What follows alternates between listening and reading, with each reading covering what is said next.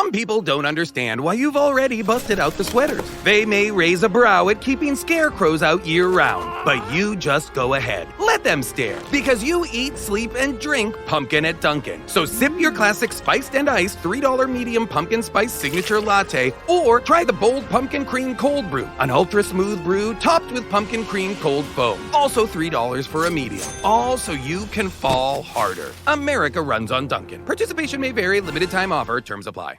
Hey, it's me, your Uncle Cooper. Sorry to interrupt your music. I do love music, especially when it's set at a reasonable volume.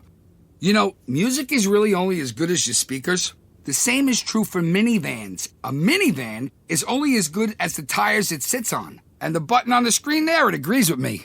If you click on it, it'll bring you to all the Cooper minivan tires that'll make your minivan a really good minivan. Go with the Coopers! Cooper! The following is brought to you by the Social Suplex Podcast Network. Yo, what up? This is Rocky Asuka Romero of Chaos, and you are listening to Keepin' It Strong Style, the ace of podcasts.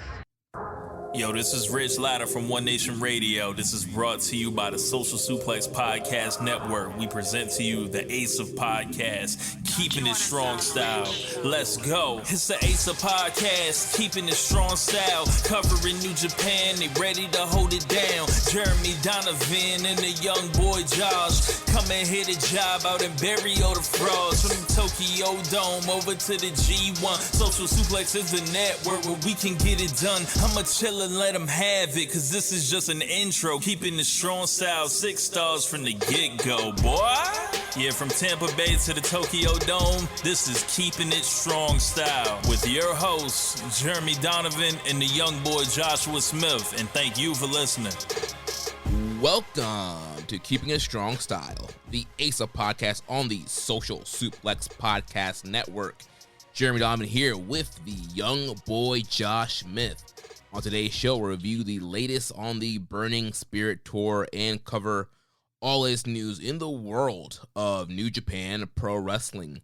You can support our show by subscribing and following the Social Suplex Podcast Network or Keeping It Strong Style on the podcast app of your choice and leaving a rating and review. You can also get all the podcasts over at socialsuplex.com. Check out our Pro Wrestling Tees store, prowrestlingtees.com/social suplex. That's where you can get our official Keeping It Strong Style t-shirt. If you enjoy this podcast, please consider making a one-time or monthly donation by visiting socialsuplex.com/donate and clicking on the donate button under the Keeping It Strong Style logo. This week's episode is brought to you by the NJPW EXT, the only browser extension for NJPWworld.com with features like dark mode, improved translations and layouts, custom and shared playlists, synchronized viewing parties, and much, much more. It takes NJPW World to the next level. You can visit njpwext.us today for details. Young boy, what's going on, man? I'm here. I'm live. We're in effect. You know, it's been a wild, wild week in the world of New Japan. I mean, all sorts of stuff has been going down. You know what I mean? Like, it's been wild. Yeah, it's been super hard a week to keep up with everything. So many shows, so much backstage news. Yeah, big Yuji Nagata 30th anniversary match. Yeah, that was awesome. I saw it.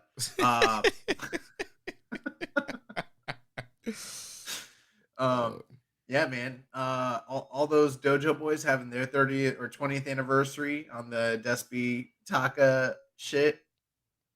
Other stuff happened. Cobra Kai's out this week. Been big. We sang karaoke this weekend. Lots of stuff went down. Yeah, we did. That was a pretty fun night there. A lot of the Largo Loop group went out there to was it Genshu? Is that how you say that? Yeah. Did they charge you just $10 a head? They did, yeah. See, I was confused by that because it was advertised to me that it was going to be $10 per person per hour. That's what I thought too, yeah. Right. So I'm like, dang, we should have just done 3 hours at the way we were going, like, because they only charged me for 1 hour. I don't know. Yeah, I'm not sure if there was some kind of special going on or what the deal was, but yeah. Yeah, I would. Okay, that's cool, but guess where I took a huge loss? Did you have any of that soju drink? No, I had the Topo Chico hard seltzer. Bro, they charged me $22 for the soju drink. I had no idea. I would have just gotten like a lager and been done, like, and been fine. I had no clue. Man, they worked you there. Yeah. And I was complaining about it on my way home, and my girlfriend's like, "You should have looked at the menu." I was like, "I didn't think I needed to. I didn't think I was in like an upscale establishment where you're gonna charge me for bottle service and shit." Like, Well, Ganchu seems to be the finest of fine establishments. no, Ganchu was cool. I will tell you. Last week we were talking about. I think we talked a little bit about going out and doing the karaoke thing. I gotta tell you, it was fun, but the karaoke I normally do is done in a wide open bar with tons of drunk people, smoke-filled rooms, just like the old days of wrestling before Vincent Kenny McMahon saved wrestling. But the sound system is better in the places that I play. I didn't really know what the setup was going to be or our situation. So I was like, I better think about some songs I could sing that might sound okay. And then we get there, and it didn't matter because that sound system was like so like just everything melded into each other that you basically just had to scream as loud as you could to like try to. So I don't think that room that we sang in was designed to like for audio to where like you're supposed to actually sound good. It's just people being belligerent and acting a fool, which was fun. We sang a bunch of crazy songs, and yeah. Yeah, saying Cult Personality. That was funny. That was the only song that we all sounded good because we all knew exactly how it was supposed to. Oh man, I'm a little disappointed, man. They need to update their library. There was no Judas, Fozzy. I was trying to get my Judas on, but none of that. They didn't have any of the NJPW collection whatsoever. I was gonna sing Goto. I was gonna. They didn't have the Tai Chi theme. Could have did my best Tai Chi impersonation. Yeah, but they didn't have any of that. They didn't have WWE Anthology. They didn't have Ruthless Aggression. Ruthless Aggression. None of it. I was trying to sing, some of the rap versions of the themes. I was gonna sing the greatest wrestling theme song in the history of wrestling. Real American. Yeah, Real American. Oh man, I have to appropriate it. Take it back from the racists. That should be your theme when you start wrestling again. Taking wrestling back from the racists. No, taking Real American theme so that it's no longer associated with Hulk Hogan. It's associated. I think that my theme, just in general, in the Florida Indies, should be I'm taking wrestling back from the racists, meaning you people are racists. So you're gonna be a heel then? Yeah, in Florida, that would be a heel. That would be a heel gimmick, absolutely. Bro, I remember we used to. Nothing's going on, so we could be a little off topic for a minute, but there was like a year and a half there where we were going to Tampa Bay Pro shows every other like Sunday night. We'd go down to the Roundup. Yep. On Hillsborough. And this is the group that was associated with what's Jay Lethal's the Lethal Academy. So Jay Lethal, all his trainees, they all get started out at Tampa Bay Pro. And all the guys that are good guys in this, because we're at a cowboy country line dancing bar. That's where they like hosted the shows. And then on the off weeks, they were having it at the I don't know, some flea market. Yeah, I think it was the Tampa Bay Flea Market. Yeah, down just in the wheel wagon flea market. These were all places. If wrestling wasn't there, I would never be in a million years. Either one of them. So, anyways, we'd go to the shows, and everybody that is either a goth like rocker or a cowboy is like absolutely 100% the baby face, and the trashy like country people just like fucking love them. And then like anybody of any sort of other color or persuasion, whether they be Hispanic or black, are automatically the heels. Just period. And like it doesn't really matter what their gimmick is, they're heels. But the funny thing is, like, the most highly trained people that were coming out of that school typically were those individuals. And like, we weren't rocking with, people that were, I don't know, trying to be like Rob Zombie, not like White Zombie, like knockoffs, and someone that looked like they like should have been a driver in Twisted Metal. Like we're rocking with like the OAO, Yeah, and like Troy Hollywood, Troy Hollywood. Snoop Strikes, yeah. And they'd get booed by the racist crowd for literally just being black and being there. But they were the best wrestlers. So we'd like on the weekly be like you, me, and Rich getting into chant battles with the entire crowd of Hillsborough County like white trash people. Yeah, it was wild. Those were some fun shows, and yeah, it was always fun getting behind Troy and Snoop, especially when they were in main events against guys, the country gimmick or the golf gimmick guys, the rockers that are supposed to be the crowd favorites, and we're like, nah, we're cheering for OAO. And don't get me wrong, I'm not saying that you can't have those gimmicks and be a babyface. Of course you can. I mean, cowboyism is a very real thing throughout the histories of wrestling. Just look at Bret Hart, cowboy. Yeah, we had a whole one day in the Largo Loop thread, we had a whole thing of going through all the cowboy wrestlers in wrestling. Macho Man Randy Savage, cowboyism.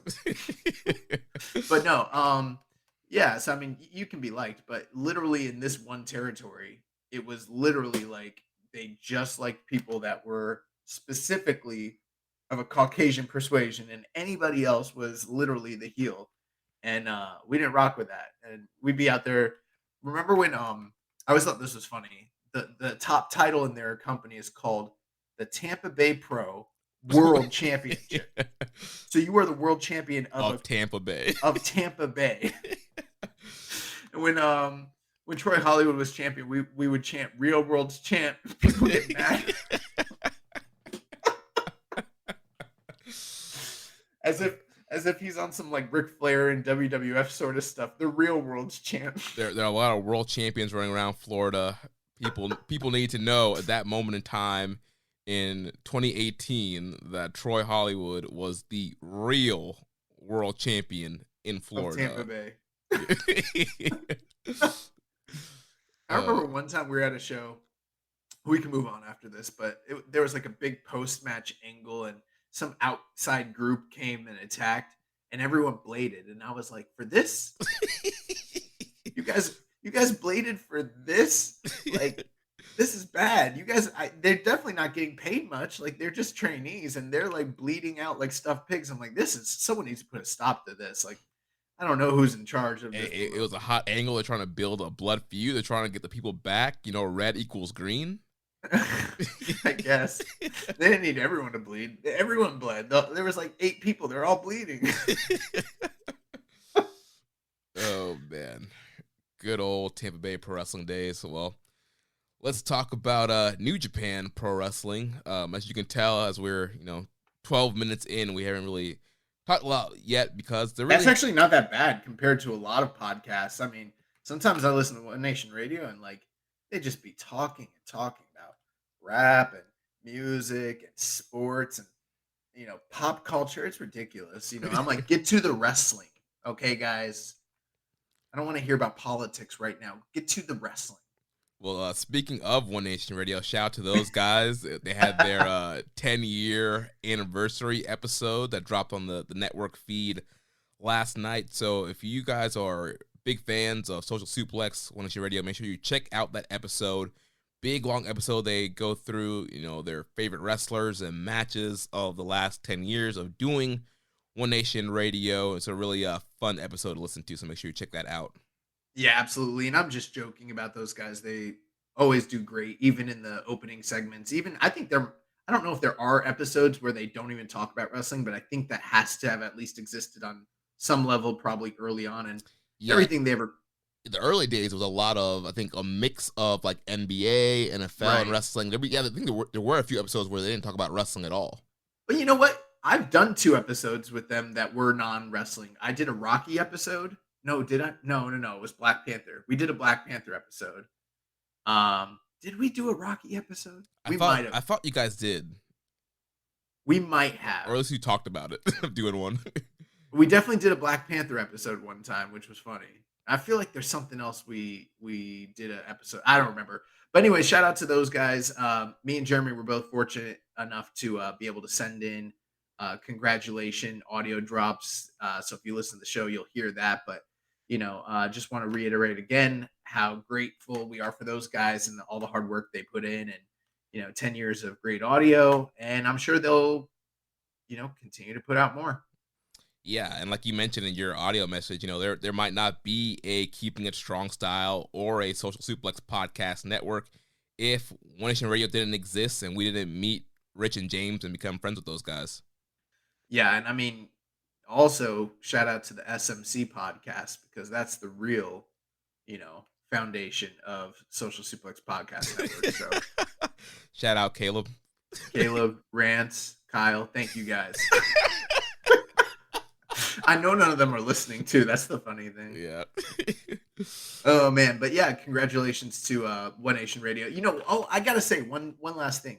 I was a little jealous, okay, because we did an episode where we asked for some video drops, and we had some fantastic ones. But some of those One Nation Radio fans, they felt like they rode a little harder for them than people ride for us. I don't know.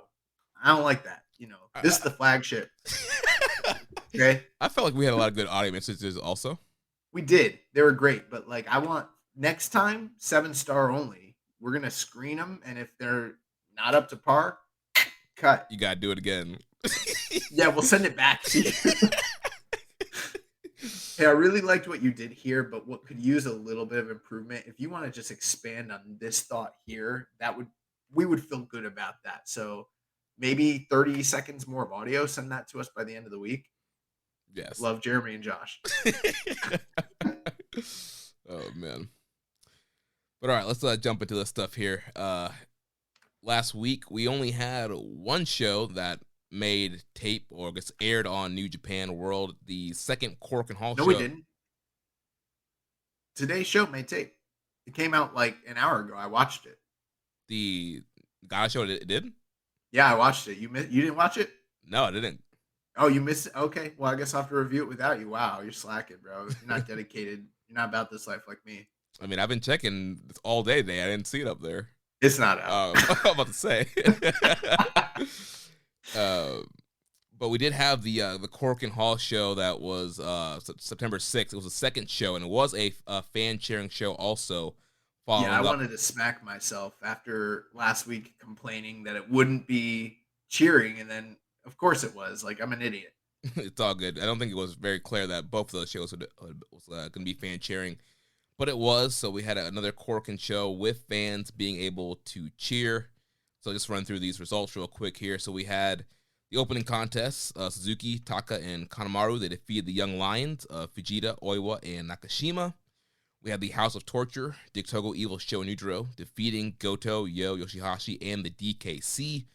The Bullet Club team of Bad Luck, Fale, Chase Owens, and Hikaleo defeated Gideon Gray, Great Okan, and Jeff Cobb of the United Empire.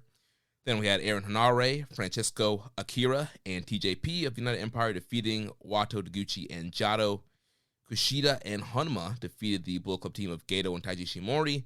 Despy, Taichi, and Zack Sabre Jr. defeated Bushi, Sanada, and Naito. Semi-main event, Badu Tito, Jonah, and Shane Hayes defeated Okada, Yano, and Tanahashi. And then the main event, El Phantasmo and Kenta defeat the LIJ team of Hiromu Takahashi and Shingo Takagi. You ready for my hot take on this show? Yeah.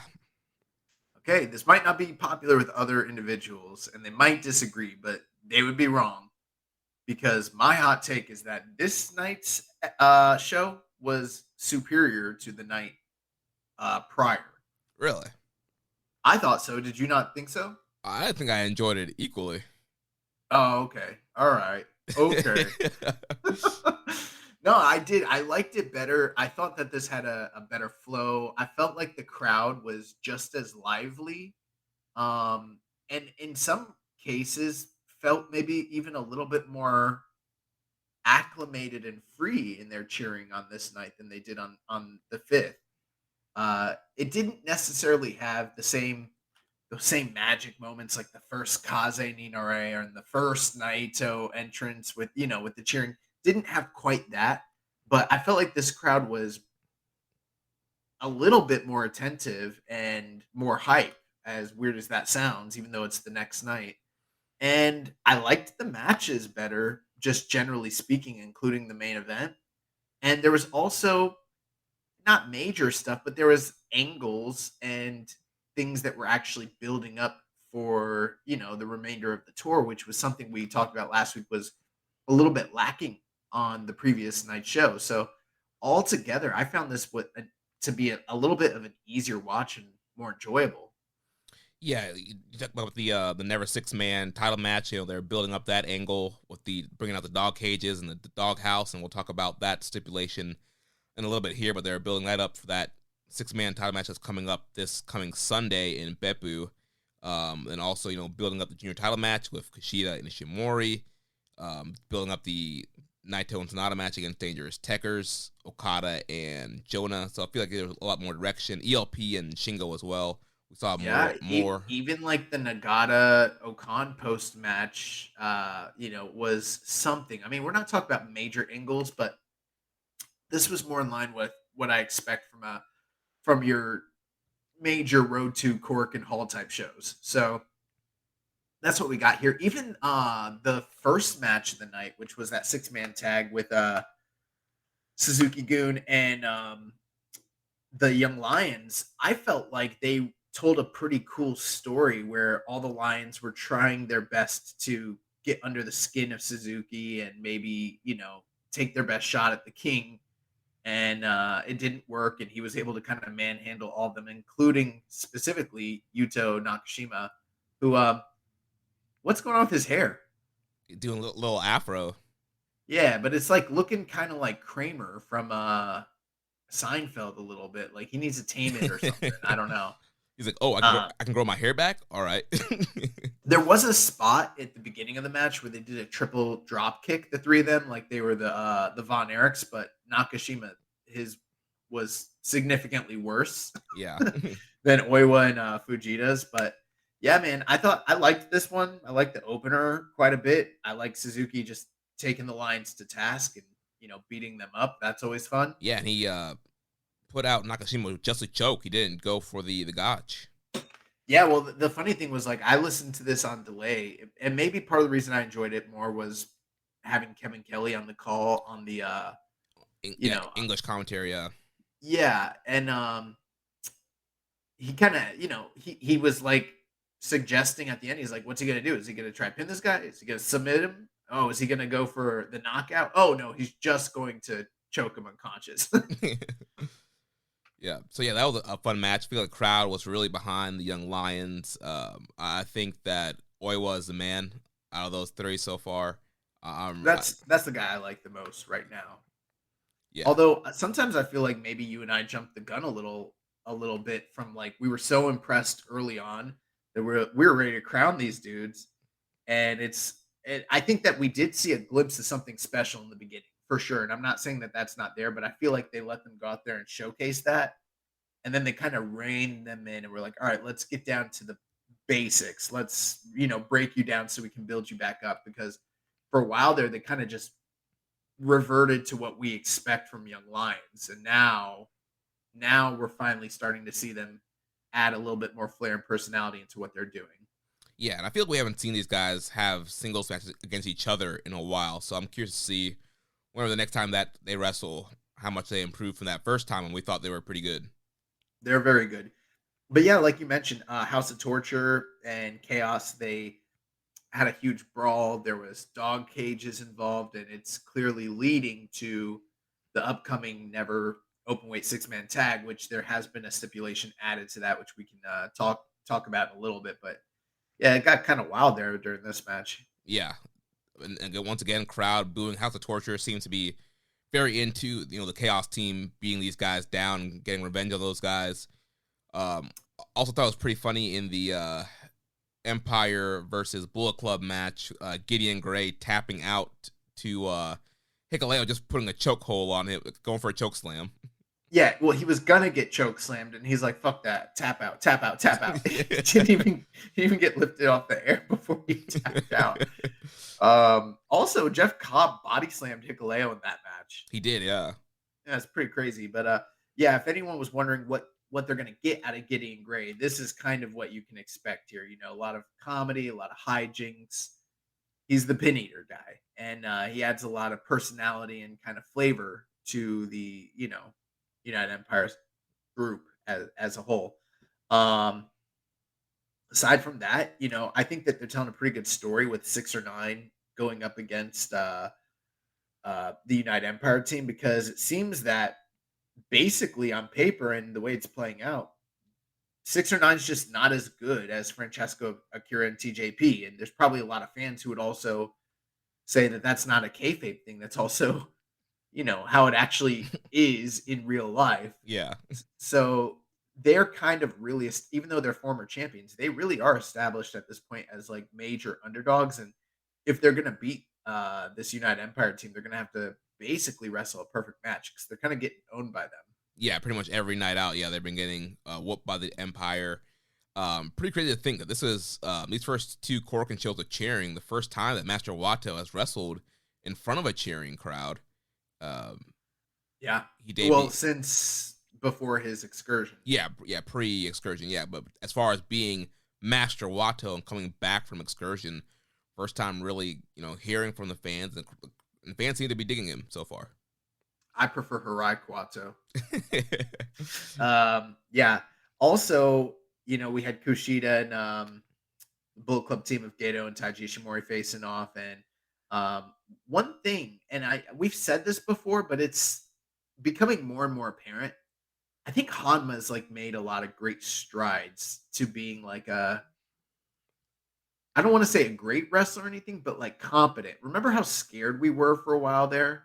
Yeah, when he first came back from the neck injury. Yeah. Yeah, and since then we've seen him have good matches with like Suzuki and a couple others in like single situations. And in these tag matches, like I'm not saying like he's going out there and he's, like impressing the world, but he also doesn't look like a major liability or someone that doesn't belong in there, which tells me he probably put in a lot of hard work to kind of get back to at least a clean base level as a performer. Yeah, definitely put some work in. The man's trying to get back in the G1. But that should tell you a little bit. In a match with Kushida and Taiji Ishimori, the first person I want to talk about is Hanma, which tells you how little heat I feel about this entire feud between Kushida and Ishimori, and Kushida just in general. And also, Ishimori's champion too. Yeah, I feel like that whole feud is really cold, and I think it's partly on New Japan as far as like bad timing. Like, why would they start this feud right before the G1, knowing that they can't really do anything to heat it up during G1, and then now we have to wait till after G1, and it's just gotten cold now. Yeah. Yeah, absolutely. Plus, just the presentation of Kushida has been a little bit lackluster as well. Yeah. Just kind of feels like we're rehashing old, I don't know, just going through the same old motions that we've gone through a million times with him. There's not anything new or compelling here. And I don't even really know what his motivations or reasoning for what he's doing. I mean, obviously all wrestlers want to be champions, so you don't need much more motivation than that, but like he's hardly articulated it. He's hardly done anything to establish himself as a character or, kind of reintegrate himself into the company. He just, I don't know, it just feels weird. Well, yeah, it's like we said last week. It feels like he's doing a tribute act to himself. And Yeah. There hasn't been any like new character development, no new twists. To like, it's pretty much like, all right, yeah, we're the best of Kushida, like tribute cover band like Kushida, and it's like, okay, like what's the motivation? What's any new character? Like what? Like give us something here. It's just like, all right, Kushida's back, and it's literally back to the same old, literally where he was when he left New Japan. Well, even think about like Hiromu. He's been injured plenty of times, and had to take absences and then returned, and he wasn't necessarily a whole different character every time or anything like that. But when he came back, it just felt like, oh my god, he's still here. And say what you will about the repetitive nature of his, you know, uh, IWGP title wins and his Super Junior wins. At least he's someone that comes in with like a splash and a flair, and like you know, there's just something there that's like magnetic that you can kind of like gravitate to. With Kushida, it's just like, oh yeah, I don't know. He just feels like the same guy as like when he left, which was like what, 2018, early Yeah. 2019. Yeah. Yeah, it feels like he literally did go into a time machine and came right back, and like nothing changed. Yeah. Yeah, I think they should have probably waited after G1 to debut him and kick off this feud with Ishimori, do the big. We don't even have an announced date yet for that title match. I'm guessing it's probably going to be a Declaration of Power, since they're not going to do it in Kobe. But I feel like it's been way too stretched out. Yeah. Moving on. I think that the sixth match of the night, we saw Despy, Taichi, and Zack Sabre Jr. take on Bushi, Sonata, and Naito. And this feud that's going on with Techers and LIJ has been interesting, but I kind of have the same sentiment about most of these feuds. Probably other than Okada and Jonah. A lot of this kind of just feels like, I don't Been there, know. done that. Yeah, a little been there, a little done that. Like, it's good. Now, don't get me wrong; these two shows have been good, and it's great that there's the excitement of cheering fans back. But the feuds themselves feel a little lackluster. But then again, I don't want to get too like critical about it, because again, it's September, and this is sort of what you expect coming out of a G1. Right. Normally it would be a destruction tour, and it's essentially the same format, different name. Yeah, and I mean, this is kind of what you would expect, but at the same time, I don't know. I don't know. Sometimes, like, I guess I'm just selfish. I want more. Right. I feel like, especially coming off G1, coming off that incredible Okada Ospreay match, I'm like, all right, like, I'm ready for these awesome matches, and now we're kind of taking the foot off the gas, and we're kind of, gliding through the fall right now. Did you ever see that phone commercial with the dude's like talking to the kids about getting more cell phone minutes, and the girl's like, "We want more. We want more. Yes. We really like it." That's what I'm like about New Japan. I'm like, I just want more. We really like it. But yeah, the strange thing that we kind of talked about here was that the semi-main event featured TMDK against Chaos, which most of these Burning Spirit shows have featured them in the main event, but it's whatever. Still pretty high on the TMDK unit. Still think that the Jonah Okada feud is the one thing that seems to have a lot of juice behind it in this, which makes sense because that's going to be the top headlining feud anyways. And these matches have been pretty good. I think that Okada and Jonah have a lot of really great chemistry in these matches, and I'm looking forward to seeing what they're gonna do, when they headline. Yeah, that should be a fun rematch, and looking forward to seeing what direction they go there. And yeah, TMDK has been a really good unit with Jonah, Badu, Tito, and Shane Haste, and it looks like Badu, Tito, and Shane Haste teamed up this past weekend on the latest Strong taping, so I'm not sure what's up with Mikey Nichols, but I'm down with Shane Haste and Badu Tito kind of becoming, the new team. I'm down with the sickness. Also, Jonah won this match, getting a splash victory over a top rope. What is his move called when he comes off the top rope? Torpedo. Yeah, he hit the torpedo off the top rope onto Toriano, getting a measure of revenge over one of the only men to beat him in the G1 this year. So that was cool. And then your main event was ELP and Kenta against Hiromu and Shingo. I really did enjoy this match quite a bit. I thought it was a very good Cork and Hall main event. The only issue was the kind of flat, sort of cheating finish, which worked in a certain context because they're telling this story that ELP is sort of owning Shingo in almost every encounter they have, and he's getting the crowd to chant ELP is your daddy. That was pretty funny.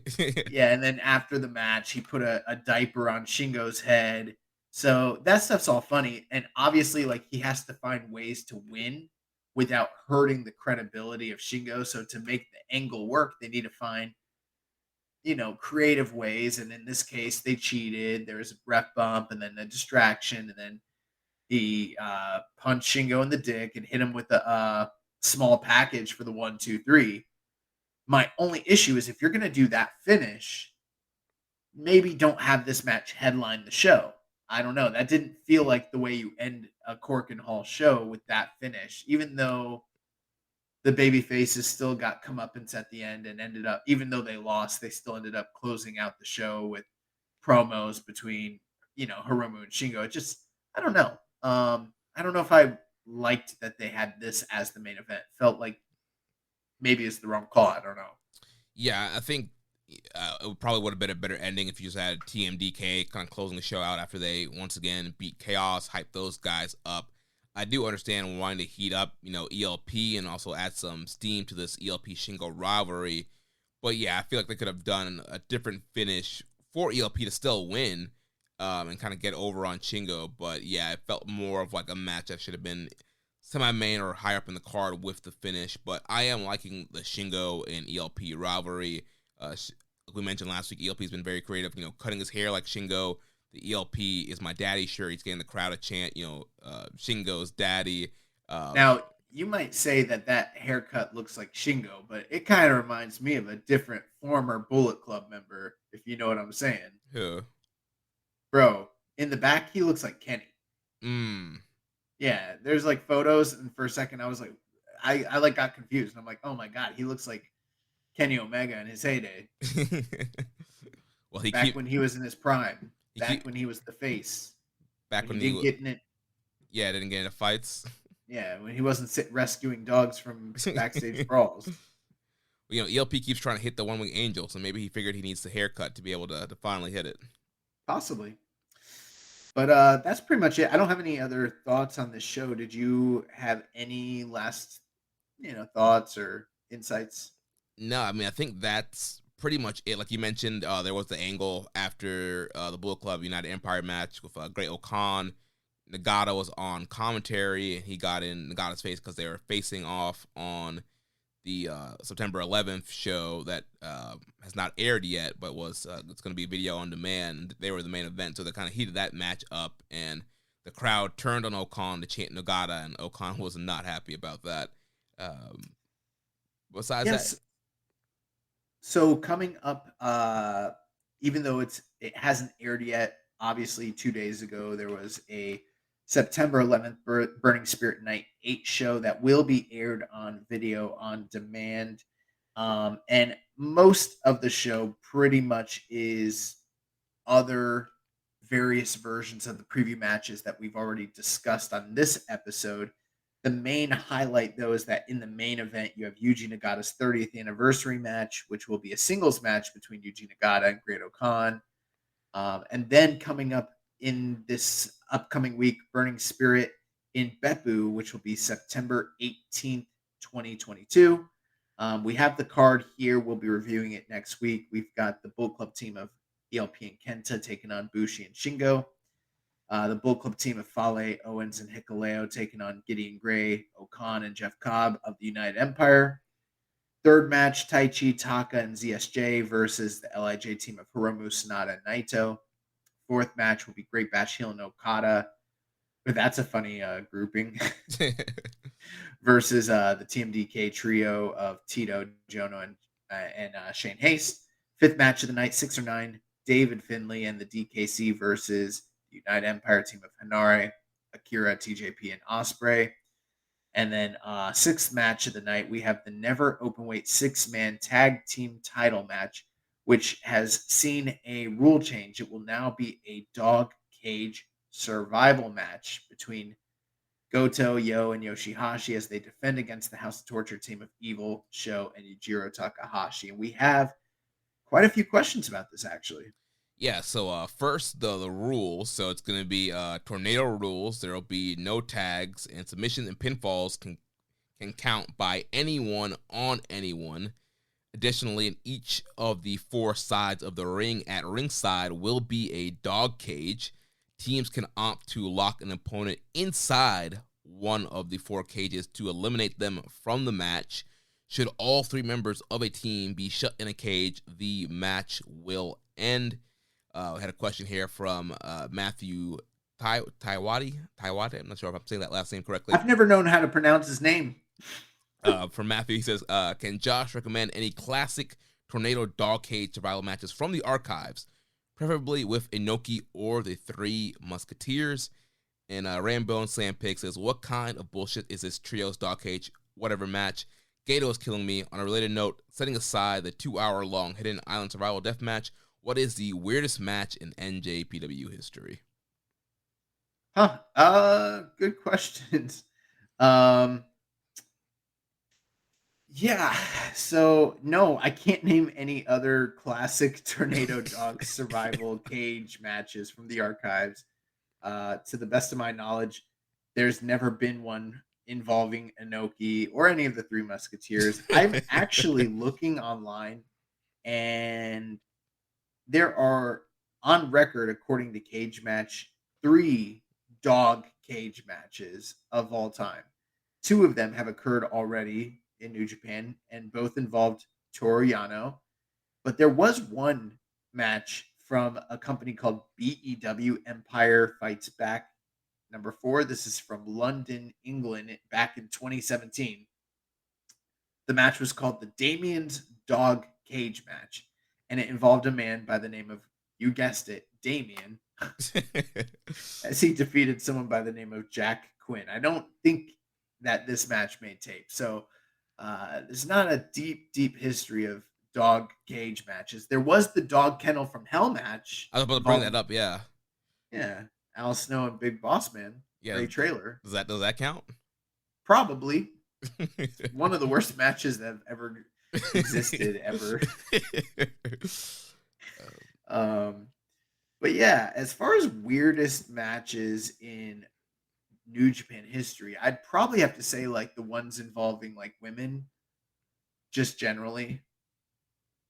Is that a joke or seriously? Yeah, that's the joke. I don't know, because it is kind of weird that to have a women's match on a New Japan card, especially back in the day. The funny thing is, if you actually go through the archives of New Japan's like matches and history, they've had quite a few wrestling matches involving women. They just never ever fleshed out an actual division. But there have been plenty of times, even going back to like the 70s and 80s, where they're not on tape necessarily, but if you look through like the archives, you can like through cage match records and stuff like that, you can find quite a few women's matches in New Japan for, every now and again. It's kind of weird. Yeah. But strangest matches, I don't know. Well, Inoki was having these nail floor deathbed matches where they would like put boards with nails at the bottom of the ring. So, if you fell out, you would fall into a bed of nails. So it was essentially like you couldn't leave the ring, basically. Yeah. Those existed. I don't know. Obviously, like the death matches when Onita was there, and the Great Nita and Onita, they had like big dome show death matches. Explosion, time bomb, barbed wire, board exploding, blah blah blah. Those were weird. I can't think about too many other ones. I mean, we've seen a few things over the past few years. Like all the KLPW stuff. A lot of KOPW. Kenny Omega had that ladder match that one time. I mean, that wasn't weird. Well, I guess, for New Japan, that's weird. Yeah, I guess so. Yeah. There's only been like 3 ladder matches in the company's history. That's true. Yeah. The Konami cage death match. Actually, that one's really. There's the one with Murakami and Tanahashi, and it's actually on New Japan World, so you can find it. It's a empty arena Konami cage death match. That's got to be one of the weirdest ones because they're wrestling in the cage in an empty arena. For what reason, I'm not quite sure. Yeah, that seems really weird. And the rules don't really make sense to me. That's probably one of the weirdest ones. Yeah. There's a few others, but yeah. Oh, maybe also like the mixed style matches back in the day. You know. What goes like the MMA kind of versus wrestler kind of thing? Yeah, like they'd have mixed style matches and it would be like rounds and different rules and yeah. Also that New Japan sometimes had kickboxing matches on their shows. That's just randomly. Super random. Yeah, like Benny Iraquitas and different people, like Benny the Jet and different people would like come out and fight. It's like, why? So how are you feeling about this stipulation here for this Never 6-man title match? I don't know. I mean, I don't know what you want me to say. Like it's a trash stipulation for a trash, faction that I don't give a fuck about. So it's fine. Yeah, I mean, I definitely get like people like Rambo and Slam Pig and other people kind of being outraged about this match stipulation, but at the same time, I mean, it's the Never 6-man titles, it's House of Torture, Yo's in the match. As long as you're keeping House of Torture. Your reasoning is because Yo is in the match. I feel as long as you're keeping those guys contained into their little 6-man world and it's not bleeding into like if this was like a world title match, if this was like Evil versus Naito in a dog cage survival match, then I'd definitely be more frustrated. But because it's in their 6-man titles, it's like this, Rambo and Slam Pig. You can be right and wrong all at the same time. Like, are you right? Like, is this a terrible gimmick? Yeah. Are you right that like Gato probably shouldn't be booking shit like this? Yeah. But are you wrong in the sense that like the time for outrage is long past overdue? Like, yeah, like I can't get outraged at this. I have to be outraged in 2020 when they put the title on Evil. I have to be outraged. Which we were. I have to be outraged last year when they fucked up show. Like the time for outrage is long gone. In fact, this is an improvement over the terror. It is, bro. It is. This is a massive, and that's not hyperbole. This is not me overstating something. This is a huge improvement over what they were doing with House of Torture just 2 years ago. So it's kind of like, I don't know. I could stop watching New Japan or I could just kind of like suck it up and accept that this is what it's going to be for a little while. I don't know. Yeah. I mean, again, like I said, as long as those guys are contained in doing 6-man stuff and it's not bleeding into main event, single titles matches, then it's whatever. I mean, they've actually been kind of building it up with dog cage has been a key thing in this whole rivalry between these two teams. So it might be funny. I don't know. Here's the other thing too. You don't have to watch it. And I'm not saying that like in the dickish way, like if you don't like it, turn it off. No, I mean like legit. You guys aren't us. You don't you don't have to watch. We have to. Like I don't have Jeremy will know if I didn't watch it and then I'll get beat after the show is over. And, so that's different. If you guys don't watch it and you don't tell anybody, I promise you, life will go on and you'll be fine. I bet you most New Japan fans don't even really know who the 6-man tag team champions are right now. In fact, I almost was confused when I saw that Chaos were the champions. I forgot. Dude, honestly, that they even won the belts. Honestly, I don't even know how many people are even watching this Burning Spirit tour. Like, I don't even know how many people are downloading these shows anymore. I mean, our numbers are down. No, I'm just playing. No, they're actually still pretty good considering this tour has been pretty like uneventful so far. Oh, I did the accounting for all the downloads. I know we're up. But yeah, it'll be fine. We'll get through it. It'll be another House of Torture match that happens. At least Ishii's not, his good name isn't being sullied by being involved in this match. Yeah. Oh man. And then in the main event, we have 10-man tag team elimination match, the Josh Smith special. When the Bull Club team of Doc Gallows, Gato, Jay White, Carl Anderson, and Taiji Ishimori take on the team of Gorillas of Destiny, along with Jado. Oh, wait. So by GOD, you mean Jado and Tamatonga, teaming with Tanahashi, Kushida, and Toru Yano. So, eclectic group there. And I don't know. I feel like if it was me, I'd put the never open weight 6-man tag team titles in the main event spot, where they belong. Not building up the world title picture. Well, the world title picture is not being factored in the 7th match of the night. Yeah, it is. Jay White and Tamatonga are in that match. Oh my god, bro! do you know why I was confused there? Because you forgot Tamatonga is challenging. No, because I forgot Jay White was champion. Because you know who I thought was champion? Okada. Yeah. I'm sitting here thinking Okada and Jonah is like the premier match of the tour. I forgot that the world title was on the line. Well, I mean, this is the first time Jay and Tama will be on the tour since being in the G1. So. Right. So what does that tell you? Like this whole time, I've been thinking that the whole tour is about Okada and Jonah. Well, it pretty much has been until this Sunday. Once you get some of these guys back, you're gonna have Jay back, Carl, Tama, Ospreay, and David Finlay are back on the tour as well. For the strap, though. Yeah.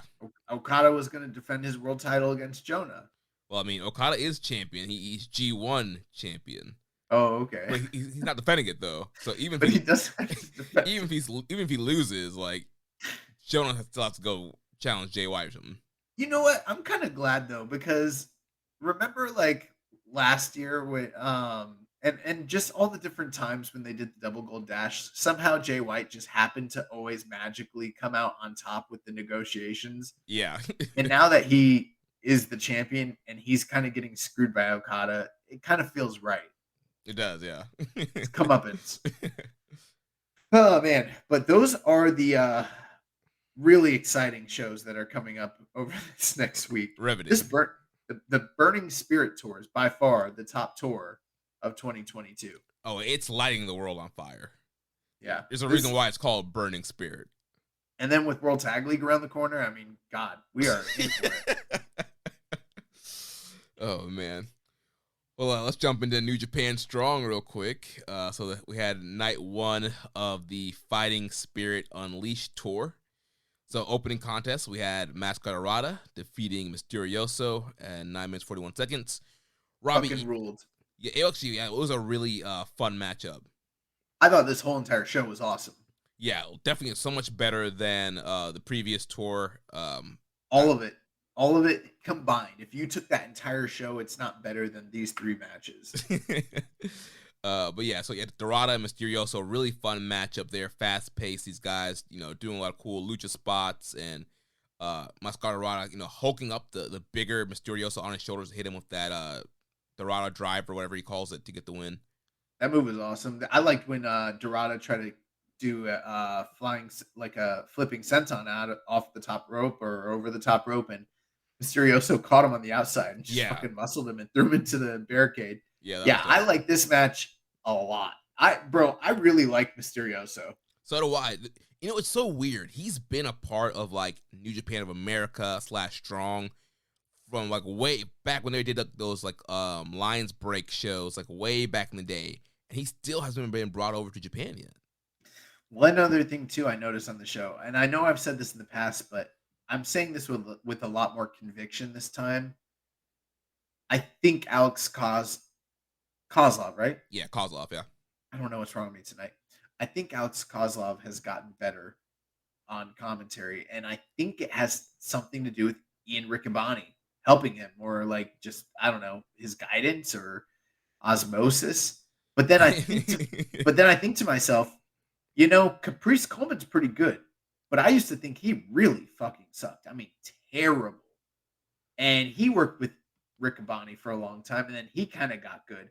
Like, is Ian Riccaboni like the shitty commentator, like Whisper? He might be, because yeah, I do agree with you that Kozlov is getting better, and they have a really good chemistry. And I just think it works out. Kozlov is kind of that smarmy kind of heel commentator versus you have Ian Riccaboni, kind of the goody two shoe kind of call it straight commentator. And I think they play off each other really well. And whatever Ian's doing, he's definitely helping, kind of guiding Kozlov and really helping him to establish his commentary style. Oh, since we're on Strong and it's not in the news, did you see Danny Limelight is free agent now? He's not signed anywhere, he said. Yeah, I did see that. Yeah. So I wonder what that means for Team Filthy. Yeah, I feel like he's probably one of those guys who didn't have a New Japan of America contract, and they're just bringing it in per date basis, I'm guessing. I thought he was like signed to New Japan of America, so I don't know. Yeah, I mean, he really hasn't been really seen a ton on these Strong tours. Yeah, it's interesting. Next match, we had Robbie Eagles, and he defeated Kevin Black, the undefeated NJP Strong W, Kevin Blackwood. 11 minutes, 32 seconds. So yeah, Kevin Blackwood, he's had a couple matches on Strong. I think his last one was over Trustbuster Arya Davari. But he had a really tough competition here with former IWGP Junior Heavyweight Champion Robbie Eagles. Really fun matchup here. There's been a lot of hype behind Kevin Black, and honestly, I haven't really seen the hype. I've only seen him work on AEW Dark, which he only gets a few minutes there, but this is probably one of the best matches that I've seen so far. And I haven't seen much of his indie stuff, but I really... You're not watching IWTV? No, I'm not watching IWTV. I'm not watching Beyond Wrestling or any of that stuff. You need to get onto powerslam.tv, put in your code Suplex for your... Those dudes ever pay us any money? No. We need it. That's not right. But yeah, no, I liked this match. I like Kevin Blackwood. I'm not like you. I'm ahead. I think he's big. He's gonna be a big star. I see the vision when it comes to Kevin Blackwood. Okay. Just like I saw the vision with Daniel Garcia before anybody else did. Just me, not any of you guys. No, I'm just playing. But no, in all seriousness, I did like the match quite a bit. That was the kind of the nice thing with this episode was I felt like every match sort of improved on the match before it and in a good way. And Eagles had a huge reception. The fans seemed to really be behind Kevin Blackwood, and I thought they had a great match, told a great story, and didn't overstay their welcome. And Eagles got Blackwood out of there with the Ron Miller special. Yeah. Then the main event, we had the first Strong defense of the Strong Openweight Tag Team titles, the second defense overall. They did defend them overseas. Aussie Open, Kyle Fletcher and Mark Davis. They defeated the West Coast Wrecking Crew of Jarrell Nelson and Royce Isaacs, and so it's set up in the last tour where Jarrell Nelson challenged Aussie Open with Royce Isaacs out on the G1 tour in Japan. He challenged those guys, and so they accepted the challenge, and we got the match here on this tour. Yeah, I thought this was awesome. I thought that this was one of the best tag team matches in NJPW Strong history, to be quite frank with you. And I don't know if this is an overstep, and I usually wouldn't do something like this, but I think I'm close to like 4 stars for a sub 12-minute match. Yeah, I think I'm like in that range, like 3 3/4, 4 stars. Right. Aussie Open, they're just an incredibly great tag team, and they're just really have a lot of momentum going right now this year. All the stuff that they're doing in Rev Pro, stuff that they're doing in Australia, the AEW appearances, and now being on Strong, they're on Impact also now. They're all over the place and just having great matches all over the place. And facing here with West Coast Wrecking Crew, a team that kind of, they've been like the main team on Strong. That was part of the promos. They were the tag team division, and you would think originally that maybe they would be the first champions. And so, yeah, kind of the establishing team versus new team kind of coming in, and yeah, really good chemistry, really fun matchup here. And yeah, Aussie Open, these guys are just on another level right now. Yeah, I mean, and the thing is with West Coast Wrecking Crew, we've been pretty high on them since day one, but they haven't quite had the right dance partners, I feel like, to showcase what they're capable of in this company. I mean, they've always been impressive, but they haven't had a true standout match, even though they themselves have been putting in great performances. And this was the first real noteworthy match for either team. And for all the hubbubaloo about there being like a tag team tournament, tag team titles, and a tag division. I seem to recall like a year or two ago, people were like, they really need tag belts, and I've always felt like maybe they didn't because they didn't quite have the division for it. But this kind of felt like a justifying match where both of these teams are well established. There's a lot of history. They went out there. They told a great story, a lot of chemistry, and I would love to see them wrestle again. And I thought it was a great first title defense. In fact, like I said, I think it's one of the best, if not the best, tag match in Strong history.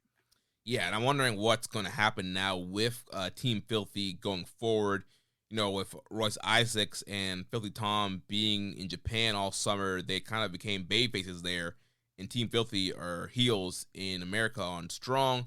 So I'm wondering if we're going to see some issues between like Nelson and Isaacs based off of that, and kind of where they go from here. Yeah, it's going to be interesting to see, but I think you can get around that without disrupting the kayfabe too much, honestly. Yeah. So next week we have NJPW Strong Fighting Spirit Unleashed Night 2, Saturday, September 17th, 8 p.m. Eastern. On NJPW World, we have the matches featuring Peter Avalon and Adrian Quest going one-on-one. Team Filthy's Tom Lawler and JR Kratos will be in a tag team match against Jordan Cruz and Cody Chun. And then in your main event, we have the Bull Club team of Jay White, Juice Robinson, Hikuleo, Chase Owens taking on the team of Kushida, Trent Beretta, Rocky Romero, and Taylor Rust. Yep, so we got Roppongi Vice back in action together again here against their old foes in the Bull Club. That should be a fun main event there. Nice. Well, that is going to do it for New Japan of America coverage. We've got a couple other things here in the news, some big items, some things to talk about, different topics, and listener questions. Yeah. So first thing here, New Japan is set to hold its World Tag League and Super Junior Tag League tournaments at the same time this year. Oh, wow. They announced the combined World Tag League and Super Junior Tag League tour will begin at Korakuen Hall in Tokyo on Monday, November 21st. The tour will conclude at Sendai Sun Plaza Hall in Miyagi on Wednesday, December 14th. The tour will consist of 17 shows in total. And we had a question here. I forgot to put who this was from. Says, would you like to see Despy and Jun Kasai team up and win this next year? I really like their chemistry and think if Jun came in as a surprise partner, it'd be pretty cool. Would just like your take on it. Yeah, I guess you could do that, but I mean, the question there is who's the pin eater? I guess it would be Jun Kasai, but I think he's a pretty important figure in, say, like Freedoms. Plus, they sort of have this dynamic within their feud outside of New Japan that Jun Kasai is sort of like the senior to, Despy's junior.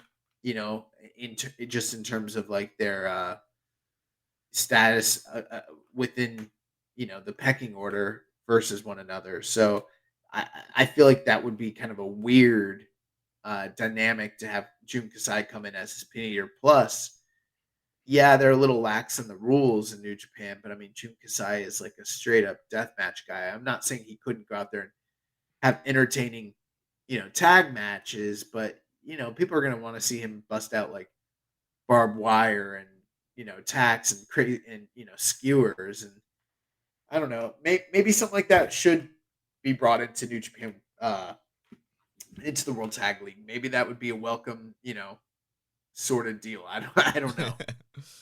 Yeah, it definitely could be an interesting mix-up and something different. But to all your points, yeah, he's mainly a deathmatch wrestler, and I don't know if that's what they're quite looking for this tour, but it would be more interesting. So how are you feeling about this announcement of a combined league? In the past couple of years, they combined World Tag League and Best of the Super Juniors. And they were both single blocks, but now we're getting the Super Junior Tag League, which usually happens, I believe, in pre-G1 or after G1 on its own little tour. And usually Yeah. it's usually like 4 or 5 teams, single block kind of deal, not a real big thing. But now they're combining it here with the World Tag League. So how are you feeling about this? Well, before I answer that, the other question I would have is with Despy and Jun Kasai, would they be in the junior tag league or would they be in the world tag league? That's another thing where I'm not quite sure where they would even be slotted, you know? But I guess that also leads into what we're talking about and the question you just asked me. So I've got mixed feelings on this. On the one hand, it's kind of been there have been times where you got the World Tag League at the end of the year and then Junior Tag League like a month or two before that. And ever since they moved Junior Tag League to a actual league and not like a single elimination tournament, I've felt it to be a huge chore to get through something that was pretty superfluous just in general. And if you're and then having to go through a single block tag league like that and then in short succession turn around and do it again for world tag league, that's always felt like pretty arduous. So it might be nice in a certain sense to have them combined for a few different reasons. Number one, if you're not into the tag team wrestling, especially since it's no secret New Japan's not necessarily like a tag team, haven. They're not having, blow away tag team matches all the time.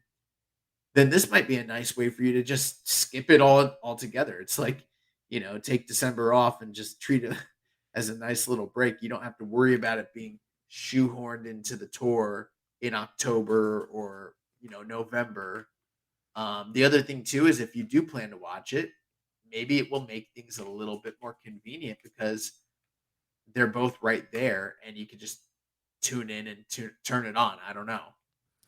Yeah, I think another positive with them combining the Junior Tag League with World Tag League, it seems like they're going to make it a bigger deal, which makes it sound like they're going to try and, I guess, find some more junior teams. It's not just going to be Bushi, Hiromu, Despy, and Kanemaru, and, Jado and Geto, and the few teams that they're going to scrape together. I don't have that thought. Really? Yeah, man, I just feel like what's going to end up happening is they've been doing the single block tournament for World Tag League for the past 2 years now using the same old tag teams. And then they were combining that with, Super Juniors in the single block format. I think they're just going to stick the Junior Tag League into that slot. There'll probably be 10 teams each. You'll probably have 10, heavyweight tag teams, 10 junior tag teams. And that would reduce the necessity for them to bring in a bunch of outsiders from all over the world. And But do they? I don't think they have 10 junior tag teams just on their own. maybe not, but that they'll probably use like some Lions, probably use some guys from Strong. Maybe they'll pull like a junior tag team from AEW or Impact, but I don't see it being personally. It's just the pessimist in me, just knowing how they treat that December tour. I don't think we're going to get the full on best of Super Juniors treatment we saw this year, where they brought in all the outsiders. I just don't see that happening. Yeah, I don't think we're gonna get like a huge list of outsiders, but I just feel like with them, combining this with World Tag League and the field potentially being bigger, I think that does leave the door open to, let's bring in, a team from AEW. Let's bring in an Impact. Let's bring in the Motor City Machine Guns. Let's bring in, some other junior teams that could be a lot of fun. Right. And we've seen some interactions from Glate this year, so who knows, maybe they'll bring in Strong Hearts again or something like that. But yeah, and I mean that might be a nice little addition. I don't see them expanding the field that much though. I mean, I feel like we had like 8 teams last year, no? For Junior Tag League. Yeah. I don't know, for some reason it felt smaller to me. Maybe it was more. Maybe, I don't know. I mean, that's kind of also at the same time how like non-memorable these junior tag leagues have been in the past for me anyways. Yeah. And we also do have the addition of Francisco Akira and TJP. That would be in that league also, which would be pretty fun. Right. So I mean, I'm looking right now. In 2018, they had 8 teams. In 2019, they had 8 teams, and in 2020, they had, or I'm sorry, in 20, yeah, they reduced it in 2020 down to 6 teams, and that was last year. But prior to that, they had uh, 8 teams each time. Gotcha. Yeah, I think I'm really remembering the last one. There's only 6 teams. But even in those, I mean, if you look at them, they definitely brought in some outsiders. I mean, Chris Sabin, ACH, Volador, Soberano Jr., so Teton, different guys like that. So it's not like they haven't had outsiders in the past. I would say probably expect some of the guys from Best Super Juniors to come back. I wouldn't be surprised if we got like say Chris Bay Ace Austin. and Ace Austin as a team. I wouldn't be surprised if Alex Zane comes in, stuff like that. Yeah. Overall, I think it could end up being more fun than usual. But again, yeah, it is November, December time. Everything's geared towards Wrestle Kingdom in January, so we'll see what happens. Yeah, it's gonna be interesting if it just I guess to see what the format is like, what the teams are. I was sort of hoping personally that they would expand World Tag League back to a wider field because I didn't think they were going to need to share the date with any other tournament, which would have opened the door for some of these other kind of fun, exciting tag teams that exist on the outside to maybe get involved. And I know we do that to ourselves every year, but that feels less likely now. Just kind of knowing the time frame that I don't think they have the full dates listed, but I mean, I just gotta imagine it's probably going to be 10 teams, 10 teams. Yeah, that's what I'm thinking also. So, but who knows? Maybe we'll get like Aussie Open in it. I'm pretty confident we'll get Aussie Open, especially with them. We'll talk about them getting heavyweight tag title match at Royal Quest. I think they're going to be featured more in Japan eventually. Oh yeah, I hope they beat FTR. That'd be hilarious. The dudes who won the title not in Japan and then lost the title not in Japan and never came over. I'd be, I like FTR, but I'd also be fine if they just never came to Japan. Really. Yeah, I'm not really clamoring for them to be here ASAP or anything. Yeah, what do you think a FTR World Tag League looks like? I don't even know. I don't think they would even want to do it, honestly. I don't think Tony would let them do it. The next thing here, NJPW TAMASHI. NJPW is launching a brand aimed at the Oceania market of New Zealand and Australia. In a press release on last Wednesday, NJPW announced the launch of NJPW TAMASHI, with the first show set for New Zealand and Australia in November. Kenta, Taiji Ishimori, and Bad Luck Fale have been announced for the event set for Christchurch, New Zealand on Friday, November 11th, and Sydney, Australia on Sunday, November 13th. Tickets for the shows go on sale Friday, September 9th. Also, this past week, Jeff Cobb was announced to be a part of the event in November as well.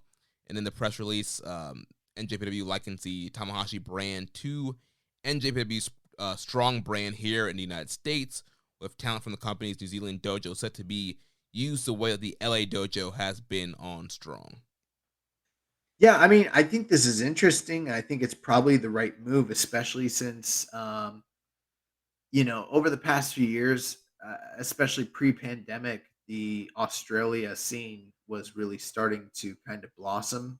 But at the same time, there have been a lot of guys from that scene that have left, and COVID occurred and kind of really decimated a lot of things. And some of those once, prominent independent groups have kind of gone by the wayside or, diminished.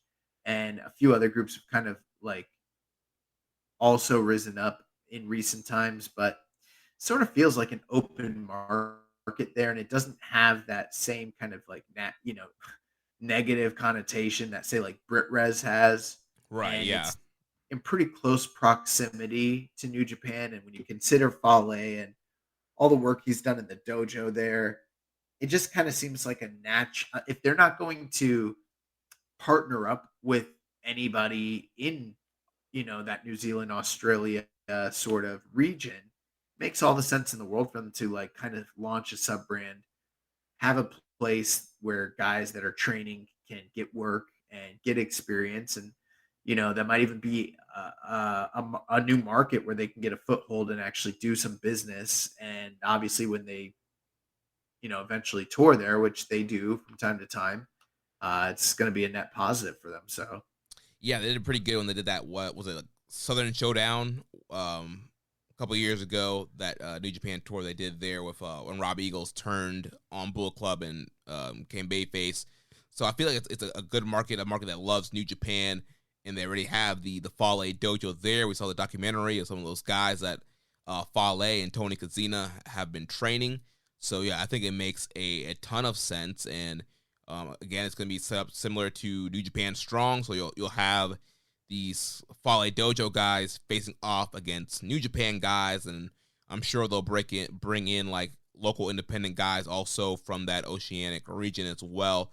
So I think it's almost like the Triple H NXT model. Like, let's open up NXTs all over the world, and so New Japan's kind of doing that here. That we have Strong here in America, and now they have the Fale dojo, and they're going to do this Tamahashi brand. So it's pretty cool to kind of see New Japan expanding.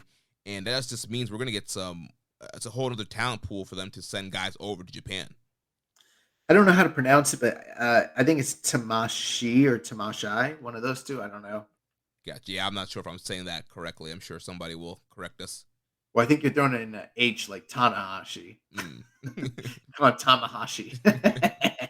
But yeah, I don't know. I don't know how to pronounce it either, actually. At this point, maybe we need to hear someone else say it. But I think it'll be interesting to see how that affects this show, because I don't know if I have interest in watching New Japan of America and New Japan of New Zealand and then New Japan and then also, it's just a lot. Yeah, we might just have to, do the results of what's going on in the Oceanic region until it becomes a bigger deal. Maybe we can get Keepin It Strong Style Australia, New Zealand, or, Oceania. We'll get Sir Sam to do, Keeping It Oceanic Style.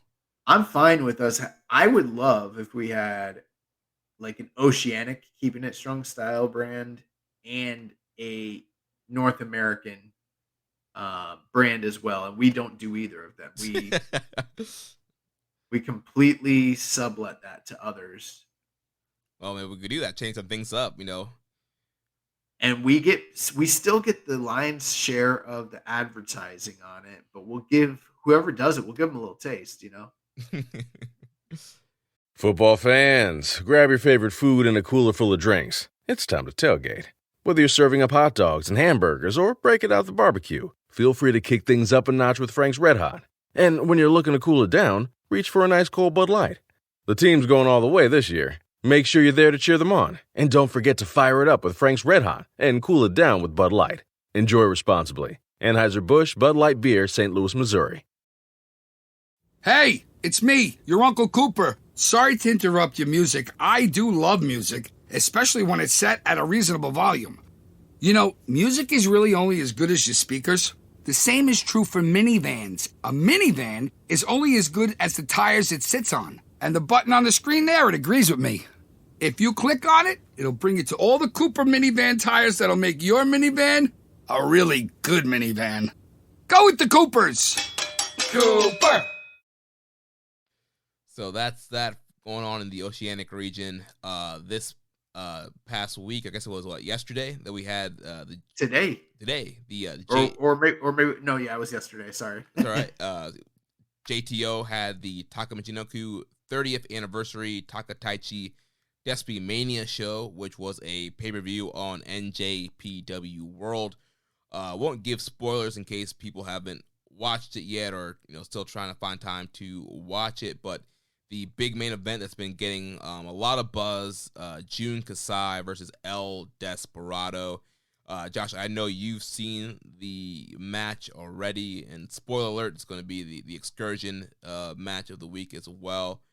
I guess just real quick, non-spoiler thoughts on this match. Uh, the post match will make you cry. The match itself will make you cringe.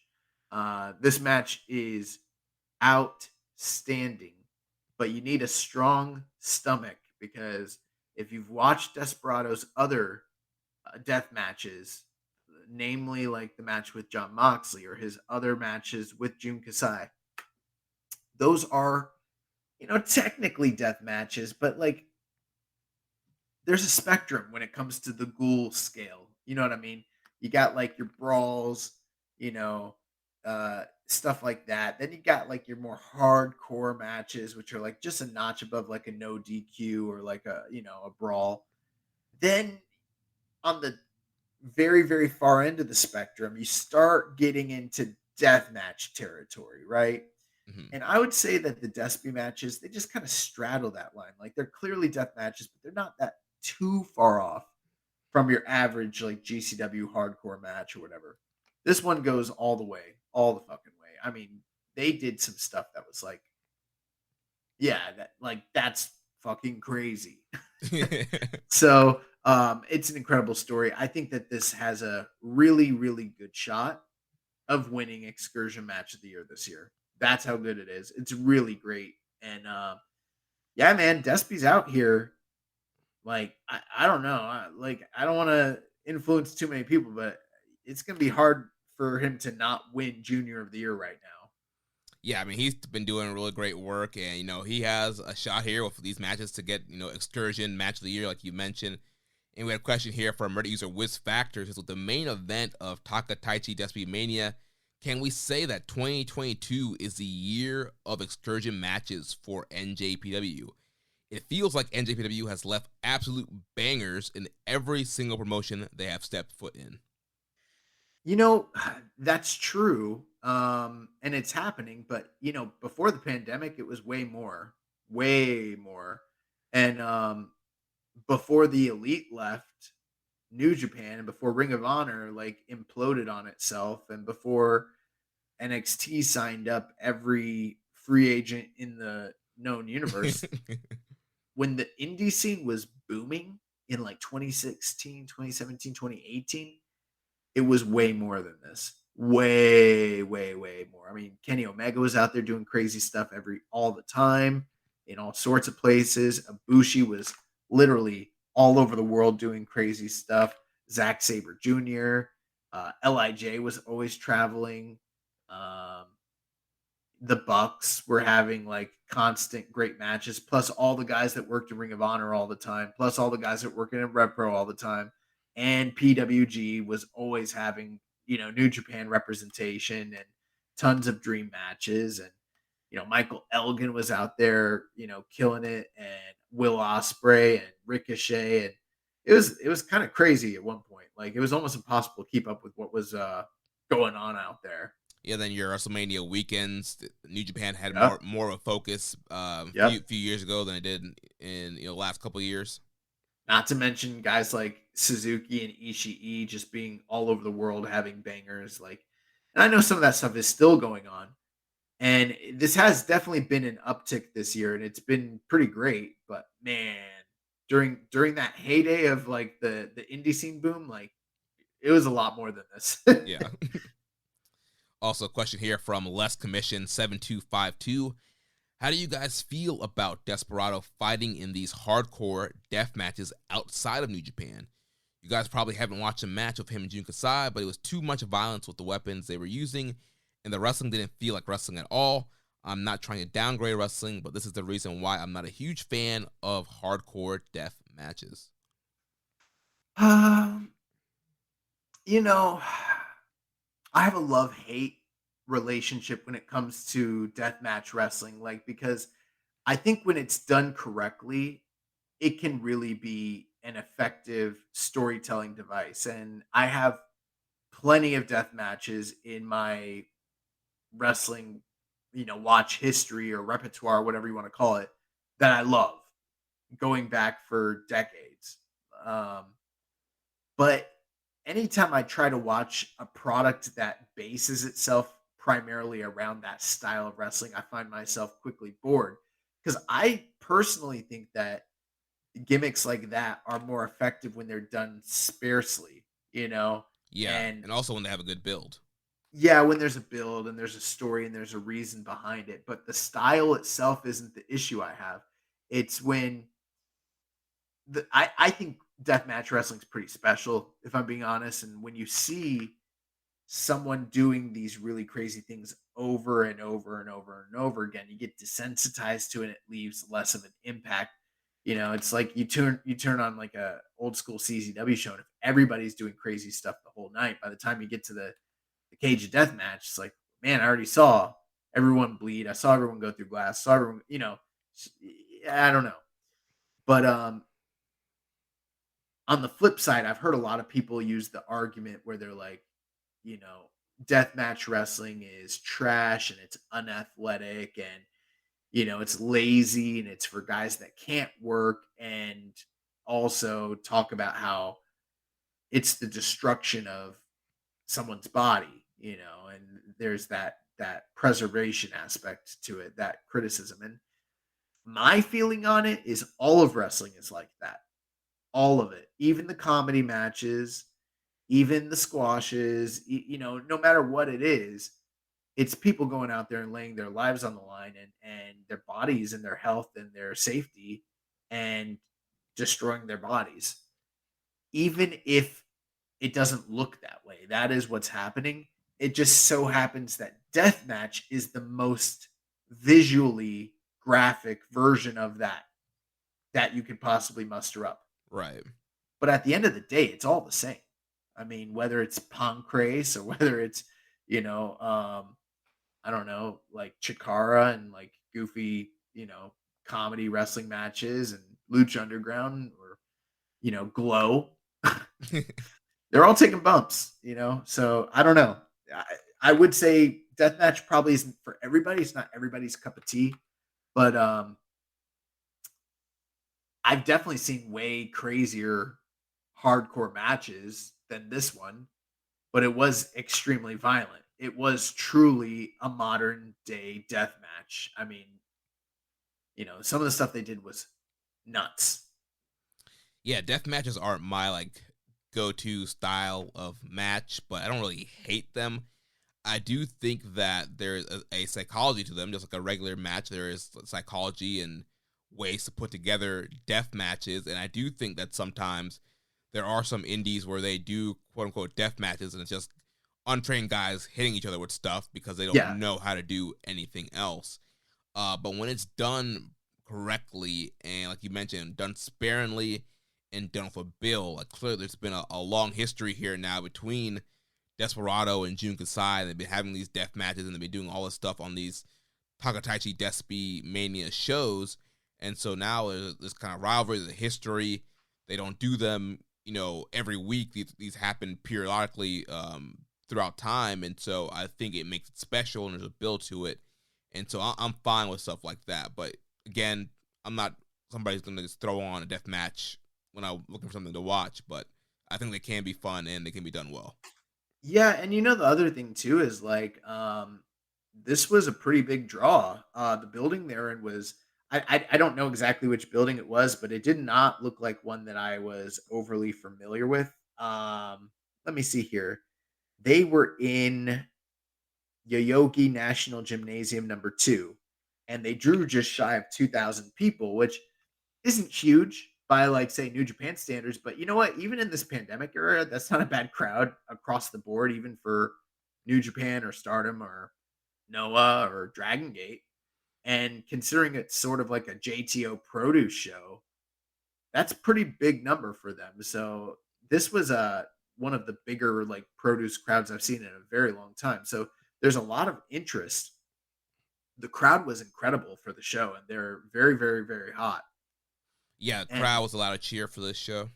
yeah, and the match was just phenomenal. Like if you guys haven't seen it, I would say definitely find a way to watch it. Um, I don't know if I'm quite 5 stars, but it's definitely in that 4.5 to 5 star range. I would say easily. So go out of your way, check it out, and it's okay to watch other stuff. That's the other thing too is like you said, Jeremy. Like, are there bad death matches that suck? Yeah, but there's also bad lucha, and bad lucha sucks, and there's bad grapple fuck, and that sucks, and there's bad shoot style. I mean, I've seen terrible blood sport matches where I'm like, they shouldn't even be in there. Yeah. Seen terrible WWE house show style matches. I mean, across the board, when you have an art, there are people that are great practitioners of it and bad. And Jun Kasai, for what it's worth, is probably one of the absolute all-time great deathmatch wrestlers of his time. And Despy's a crazy motherfucker, and he's going out there and he's about that life. He wants to smoke. Yeah, and he mentioned, like, do we have any issue with Despy doing these matches? I think they're fine, but obviously there is the concern of him getting hurt. He did break his jaw that one time in 2019 doing one of these matches, but again, he can get hurt. I think that was a freak accident more than anything else, though. Yeah. I mean, he could also get hurt in a regular match as well. Right. So, I mean, the risk is always there. So, I mean, as long as he's working as safely as possible in a scenario, I think it's fun. For me, it actually endears Desperado to me quite a bit. And you guys just got to watch the match, because if Jeremy hadn't recommended it for recommend match of the week, I would just give you my full synopsis, but I want to hold back a little bit so I can, give you guys a review next week. But I mean, man, like, here's the thing with Despy is, like, in the past, we've talked about how he's really had to step up and become the leader of the division and all that, but he also isn't quite maybe up to the level in certain respects to some of the top stars of the junior division over the past decade or so. That's been a criticism that I've had anyways, and I've found him to be compelling at times ever since he ascended to the top of this division. But at other times I've been like, he's a good little hand, but I'm kind of bored with him. Yeah. But when he goes out and he does this, he's doing something that no other junior in New Japan does. And it's always compelling, and it's always really exciting. And it's like, holy crap. And it adds like a different wrinkle and a different kind of layer to him. And it's like, I know how crazy like Hiromu is, but like this is a different kind of crazy. And I don't know. I like that he sort of has this other life outside of New Japan where he's a deathmatch guy. Yeah, I think it's kind of cool. I think it elevates his stock. I mean, it got to a point where he had a match with John Moxley this year. Like, I never would have thought like, oh, Mox and Despy are gonna have a big main event match. And so I think him doing these death matches are raising his stock, raising his profile, and getting him more recognition and bigger matches. I'll tell you this was better than the John Moxley match. I'm sure it was. And it was better than the tag match that they had with him and Doki against Hanma and Jun Kasai. It was better than that too. That one was really good. Yeah, it was. Yeah.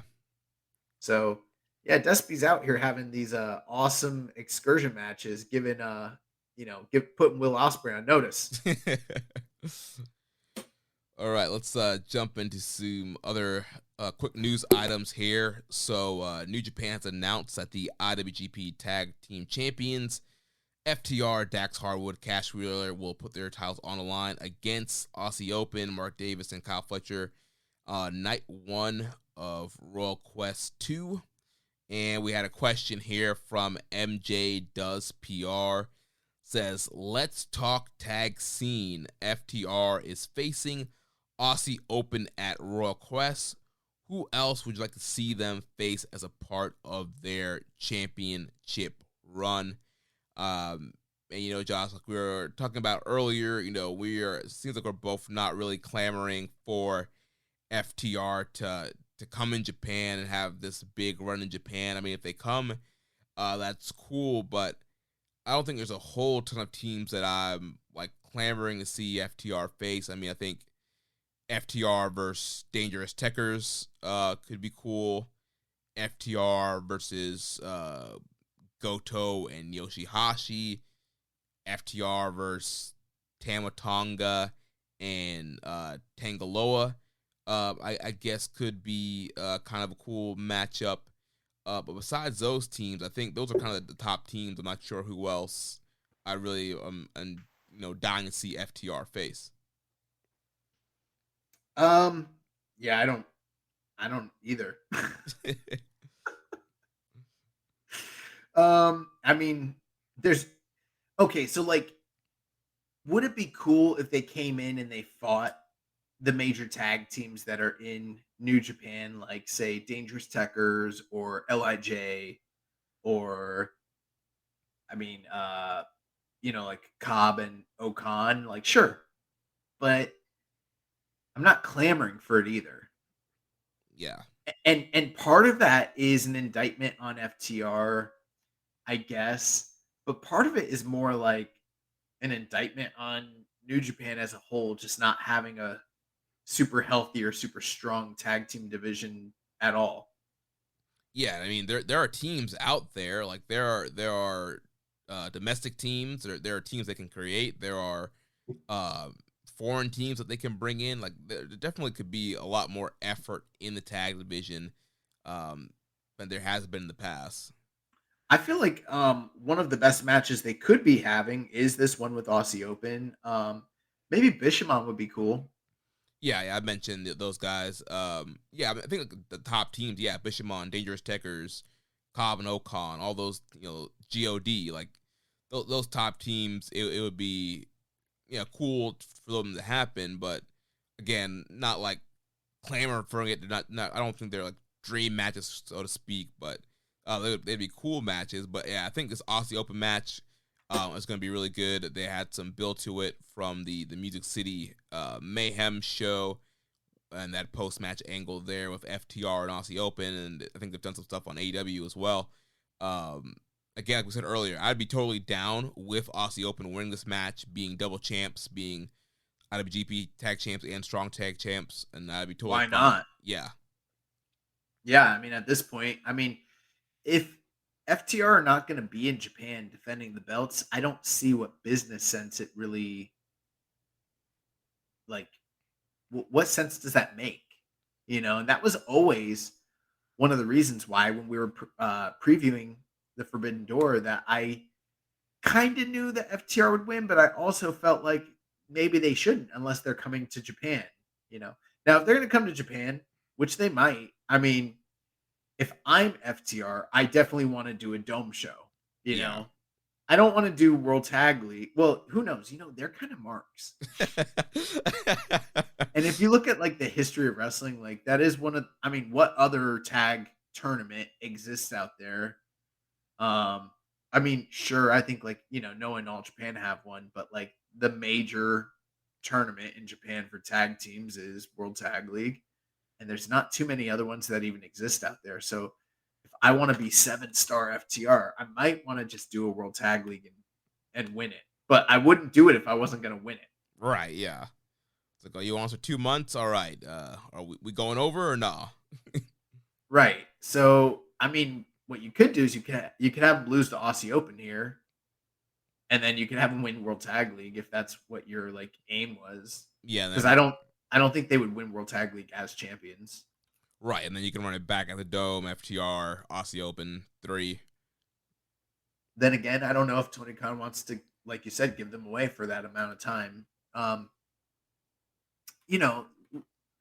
They've talked so much in their promos about the history of New Japan Pro Wrestling and those titles and who've held it.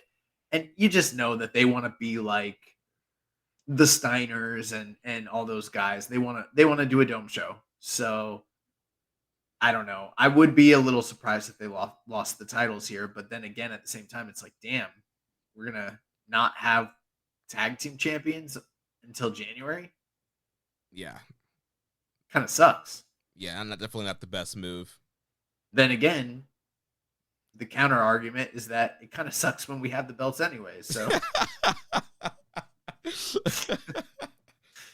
oh man, you mean you're not down for more Chase and Fale versus Cobb and Okan? I'd be okay with it, I guess. I'm at this point, like they beat me down to the point where like I'm not even like ripping up a fucking dog cage match, 6-man tag team title, whatever. So, you know, like, I'm not going to get outraged about that. I'm not going to be too outraged about this IWGP tag team title situation, I suppose. It's an easy week. I'm just like, you know, whatever. Gato, do whatever the fuck you want. uh, company announced. Remember when Brock was like, if he's gone, then I'm gone? Yeah. Well, that's how it is with like me and Gato. It's like, if he's not going to try, I'm not going to try. Company also announced on the website this past week that Kevin Blackwood and Eddie Kingston were out of this past weekend Strong tapings. Blackwood out due to personal reasons, while Eddie Kingston tested positive for COVID-19. As a result of those absences, the card was changed. So the 6-man tag that had Kingston teaming with Homicide and Wheeler Utah against Jay White, Carl Anderson, and Doc Gallows was changed to Homicide in Utah facing Jay White and Carl Anderson in a tag team match. Kevin Blackwood's match with Ari Daivari was changed to Kevin Knight against Daivari, and then Chi Cabrera was set to face Kevin Knight, and instead he faced Doc Gallows in a singles match. Che Cabrera. I wonder if I trained. I trained with a guy named Che. I wonder if it's Che Cabrera. Maybe it is. I don't know. Maybe. A classic look it up. A classic NJPW documentary is now available for free. Check out the story of Hiromu Takahashi's return to the ring from his neck injury in 2019 in Red-Headed Revival. Also with Hiromu, he has been pushing a lot lately for a all-junior heavyweight show, like a standalone show of all juniors. What have you been thinking about Hiromu's comments on that? It is not the same Che. Also, this dude is literally doing like a Che Guevara like gimmick, so that's kind of weird. Anyways, yeah, as far as the Hiromu thing goes, I mean, I don't really know what to think about it. He keeps bringing it up, but I don't know if it's actually going to happen, but it feels like where there's some like smoke, there might be fire there. At the same time, it's New Japan. I mean, New Japan has Best of the Super Juniors. They included a lot of outside talent this year. In the past, they had the Super J Cup. They had the Super Grade, Junior Tag League or whatever. And every single one of those tournaments has traditionally afforded opportunities to bring in outsiders who are top junior stars. So I'm not sure exactly what he's even proposing, to be honest, Yeah, I mean, I have a hard time seeing them do standalone junior big show once they do Best Super Juniors and they have that big Super Junior finals. So yeah, I'm not quite sure that we're actually going to see something like that. He's been saying he wants juniors to main event Wrestle Kingdom, and I feel like the best shot for that was when they were doing multiple nights and they had the big Hiromu Despy match. I feel like they could have done last year, the year before, as one of the main events on one of the nights, but now we're back to one night, and so it's definitely going to be harder for a junior title match to main event the Tokyo Dome. So Hiromu just says these stuff. I don't know how much steam is actually going to come behind it. NXT just launched a new logo 9 minutes ago. Oh yeah, they got rid of the rainbow splatter.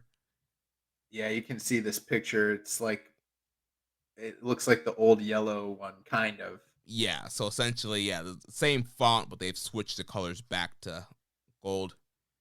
Oh, I actually don't know. Is that the font they were using for Rainbow? Yeah, it looks like it might be. Yeah. So I'm guessing this is a 3.0. Yeah, but anyways, so what was your question?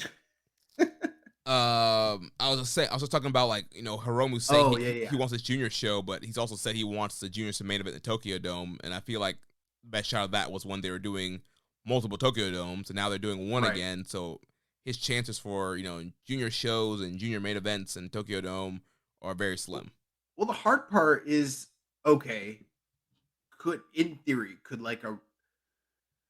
could you do a one-night show with nothing but juniors that could draw on a major level? I think that there is something to that, we've seen the success of crossover shows like Noah X New Japan at Wrestle Kingdom, The Forbidden Door, things like that. Um, and we're about to get the historic Stardom and New Japan show as well. So, could there be something to not a tournament, but like a major crossover show featuring the best junior wrestlers in the world, and that just be what it is? Yeah, I think that could work if now that I'm kind of thinking about it out loud in those terms, but you would really need like the top junior stars from everywhere. And then at the same time, like the kind of dirty little secret in Japanese wrestling is like they're kind of sizist, you know? Right, yeah. Like juniors are presented as inferior, so they don't draw like heavyweights and they don't do business like heavyweights except for the one time a year that they are afforded the opportunity to have best of the super juniors. And even that tournament isn't, that tour is lucrative, but it's not as lucrative as say like G1 or some of the other tours that they do. So I don't know. And then you got to think, what's the best platform? Could they do like a Sumo Hall or like a Budokan um, for like an all star junior show? And who would be involved? And what do you put on top that would actually draw? Right, yeah. Is the star power out there? Does that exist? And maybe I'm not the right person to answer that because I'm not as familiar with a lot of the top junior talent that exists out there outside of New Japan. Right. It's the same here. Yeah, I'm not sure who the other big junior stars outside of New Japan are, what potential like dream matches there are in Japan for like Hiromu to face or like Desperado to face somebody from different promotion. Yeah, because I mean, like let's say if you look at their biggest partners in North America or even like the Indies, there's not a single name that I can think of that would mean anything on that level in Japan. You know what I mean? Right. Because Like, even in America, like even though traditionally, yeah, wrestlers I think have become smaller size wise, I don't think a ton of companies really push juniors or make juniors, the main event flagship stars. So again, there's not these huge stars that could come over to face Hiromu and have this big dream, money making match. well, yeah, I still think at this point, like one of either Desperado or Hiromu are going to be your top, junior attraction in New Japan, right? Yeah. Who's out there like in North America? Who's probably outside of WWE? Who's the top junior that even exists? I don't Darby Allin. Yeah, that's who I was gonna say. I don't think he does business with either of those guys that actually amounts to drawing on that level. Yeah. I mean, Ray Phoenix maybe, but then you run into the CMLL AAA issues. But even then, I don't know if a Pentagon or a Phoenix would matter on that level to New Japan, like, or even to a Pro Resu audience. I don't think so. Not enough for it to be a main event of a standalone junior show. Maybe Dragon Lee, but I don't know. Maybe those. I don't know what the terminology is, but like maybe the time has passed for that. You looked at Mexico, and I mean, yeah, there's some top stars, Vikingo, and you know, the old classics, Volador and Mystico, but I don't know. I don't feel like they're. I feel like what you would need is you would need the top quantity or the top quality of juniors from everywhere, and you would need a massive quantity of them because there's not the major names that you could put at the very very tip top. The only junior names I can think of from America that actually matter in Japan is the Young Bucks. Right, yeah. If you could get the Young Bucks to headline a match with, say, like maybe like Hiromu and Desperado in a dream match, that might be something. I don't know. Yeah, I mean that'd be interesting. I guess it also to depend on what venue they're running, how many people they're trying to draw to this. Yeah, and I mean you also look at just domestically, I mean, obviously there's big names in Dragon Gate, there's big names in Noah, some big names out there with Glay and Big Japan and All Japan and all that, but they just don't seem to have the same kind of cachet as some of the big stars in New Japan. So I mean, in a perfect world, you get Rey Mysterio. Yeah, that yeah. In a perfect world, you like headline Rey Mysterio and Hiromu Takahashi, and like if you do that, maybe that like draw, maybe you do that, and then you do the Bucks versus I don't know some other like dream tag team underneath them. Shingo and Hiromu. Yeah, but Shingo's not a junior. Well, he can drop a few pounds Nope. for this show. Nope. That's not gonna work. This is a junior all-star show. Well, then the Young Bucks were heavyweights last time they were in New Japan. They weren't. They were fighting above their weight class. Mm. Heavyweight is an open weight. They were juniors who were excelling in a division that they did not belong in. They got beat by God. Yeah, they did. Yeah. But yeah, man, I don't know. I'm open to this idea. So maybe it will be something. I don't know. Maybe it's just a pipe dream. Yeah, we'll see. Another news: Yuya Uemura made his Impact TV debut last week, defeating Kenny King. I mean, they had this big hype video for Uemura. He has new music, new gear. Looked really cool. I thought he looked awesome. I mean, he looked like an ace. Yeah, and like we joked last week that Impact is trying to make up for when they squandered Okada, and so far so good. I like the presentation of Uemura. Got a big win on an established guy on his first match. So I think he beat Kenny King. Yeah, King. King. Good. I don't like King. Fuck Kenny King. Remember when he ruined the battle royal at Madison Square Garden? We ended up with Liger and Muto in a face off, and he fucked it up. Mm-hmm. I'll never forgive that man. If I saw him in real life, I'd spit on him. No, I'm just playing. I would never do that. But yeah, so yeah, beating Kenny King, and so yeah, it seems like Uemura's gonna get a little bit of a push here in Impact, and I think it's gonna be great. Like you mentioned, he looks like an ace, and overall, I think he's gonna be the guy that could be the next guy where everybody's been clamoring for to kind of come back and be the next face of New Japan. It's weird. It's almost like we've been predicting this for years and years and years. It's like we are always ahead. Ahead, yes. And last thing here before question, Keiji Muto's retirement show is being planned to be the biggest Noah show in its heyday, 17 years ago at the February 21st date at the Tokyo Dome. The show will be billed as Pro Wrestling Last Love. The plan is for Noah to promote an all-star show of wrestlers from multiple promotions involved as opposed to simply a Noah show.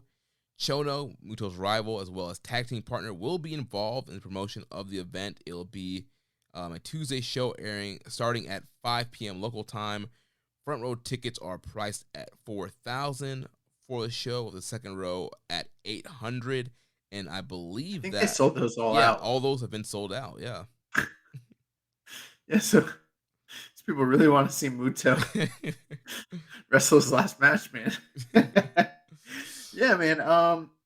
That's cool. Someone else is running the dome other than New Japan. I mean, it's been years and years since that's happened. Unless you count that time that DDT ran an empty arena match with Minoru Suzuki as a dome show, but no one was there, so I don't know if I really count that. But yeah, I mean, hardly anyone else has ran the dome outside of New Japan in the greater part of a decade, maybe more. So it's pretty cool. I wouldn't be surprised, just considering that it's Muto, if New Japan does have some involvement, considering how important he was to this company and how important they were to him. I'm surprised that Noah even got the rights to this show, because this man was setting it up so that his contract with Noah is actually going to be over at that point. And he set it up initially. He's like, I'm wrestling 5 more matches, and the date for the 5th match is at this point. And it was outside of the parameters of his contract. And it's like, this fucking grifter. Like, And from what I understand, like he did talk to multiple other companies, including New Japan, and it looked like New Japan might have even been angling to potentially be the ones to host this particular show, but Noah ponied up the money. I'm sure Cyber Agent didn't want to, lose out on the opportunity, and they're going to be hosting it. And maybe New Japan will be involved or not, but say what you will about Kishimoto and everything. Like he is one of the original Musketeers of New Japan, so it's a pretty big deal. Yeah. So moving on to some questions here, and then we'll do recommended match of the week and get out of here. So from Barry Walsh says, with NJPW doing a joint show at Stardom and the possible inclusion of Joshi on New Japan shows going forward, and for Barry talking about moving with the times, my question is, do either of you think the Young Lion system needs to change or a tweak here and there? Or Barry recently said he wants the best college athletes to consider wrestling as opposed to other sports, but on other sports you don't get knocked around while sharing a small house with 7 or more other people and also dropped on your head daily, then chopped off overseas for a year this having a total of 2 to 3 years of paying dues. The system that has worked so well for so long, but with the world changing in general to a softer approach to things mentally, do you think the Young Lion system needs to move with the times also? That's a great question.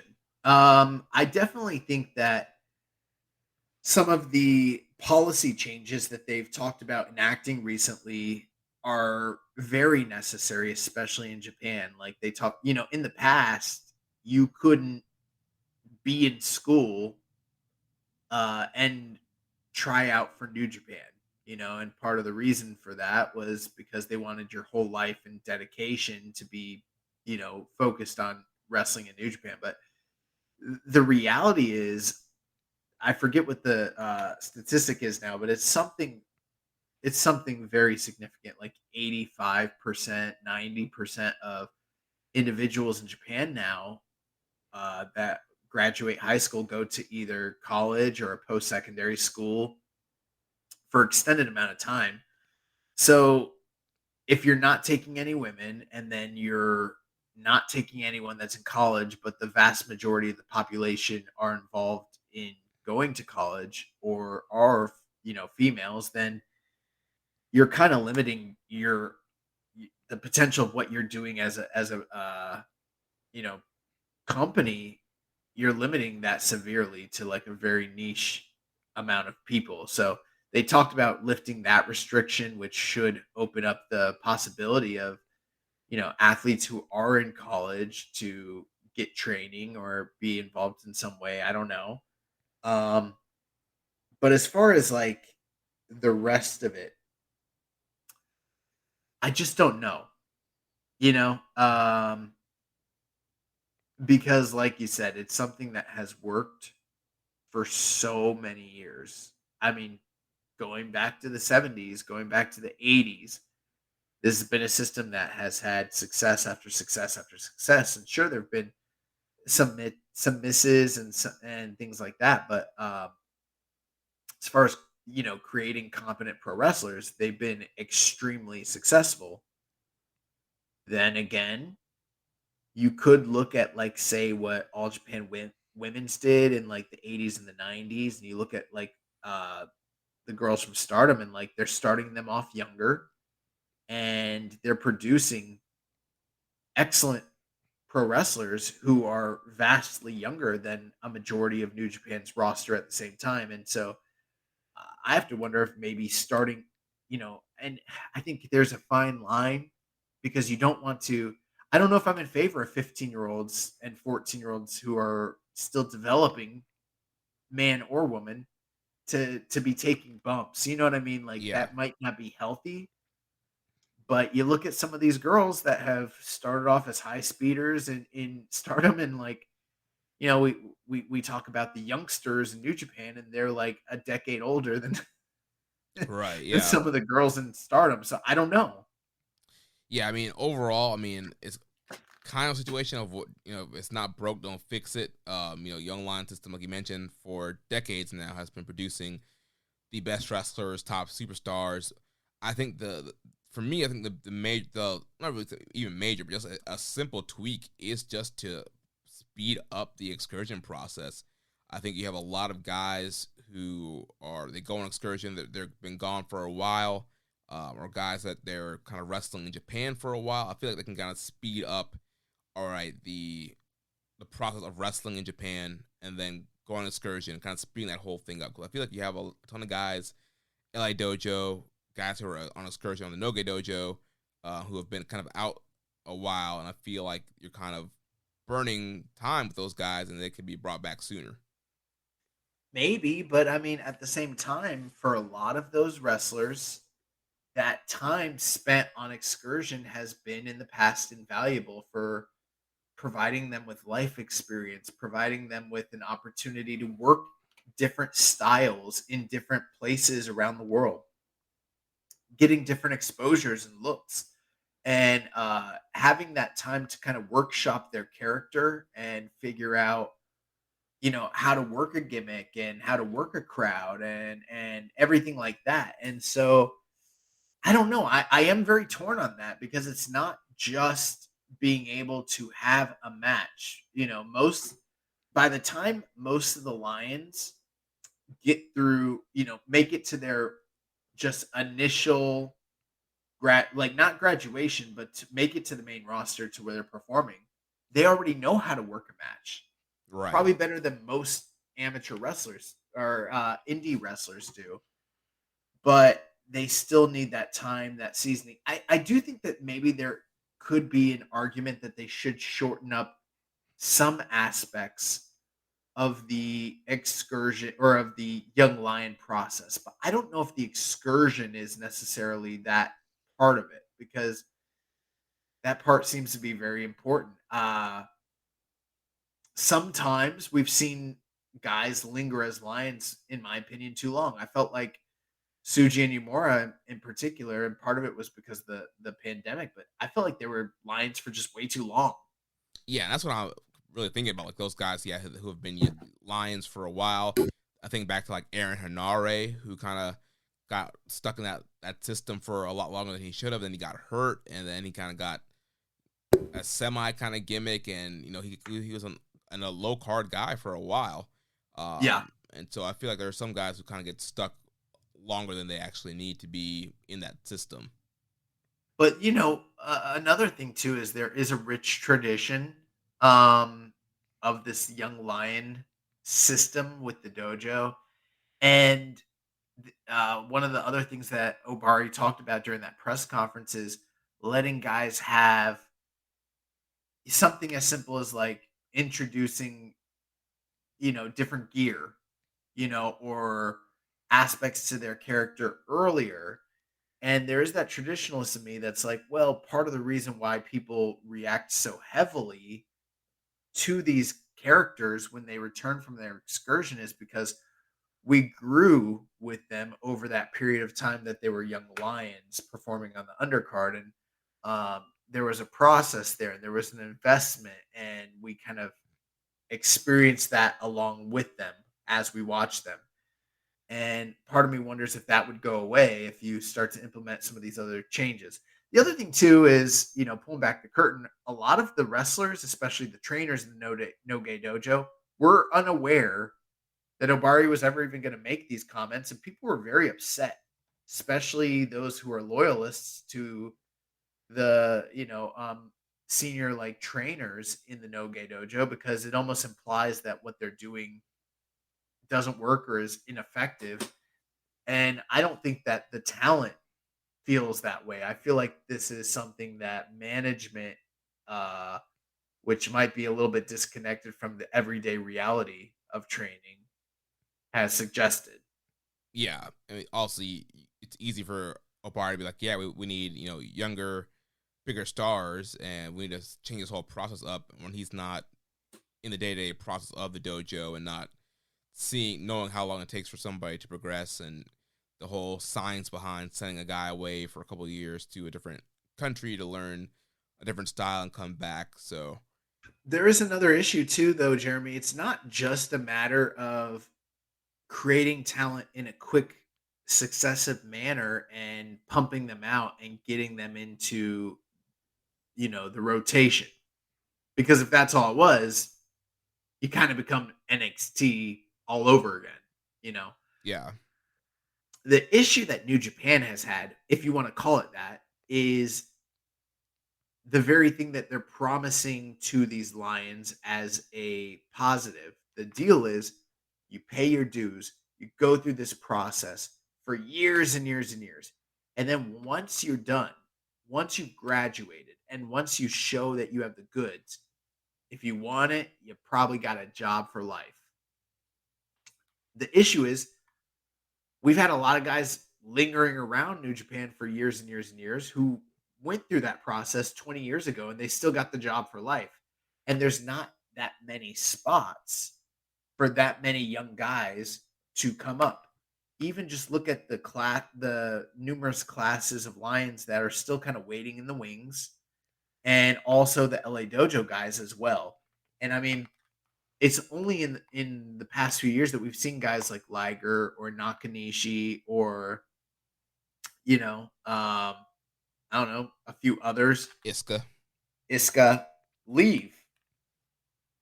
And if it weren't for certain talents over the past 6 or 7 years, like Kenny Omega or AJ Styles and Carl Anderson and people like that getting poached, that other spots would even become available for talent that we're waiting in the wings. And it has been a criticism of New Japan that they don't cycle people out.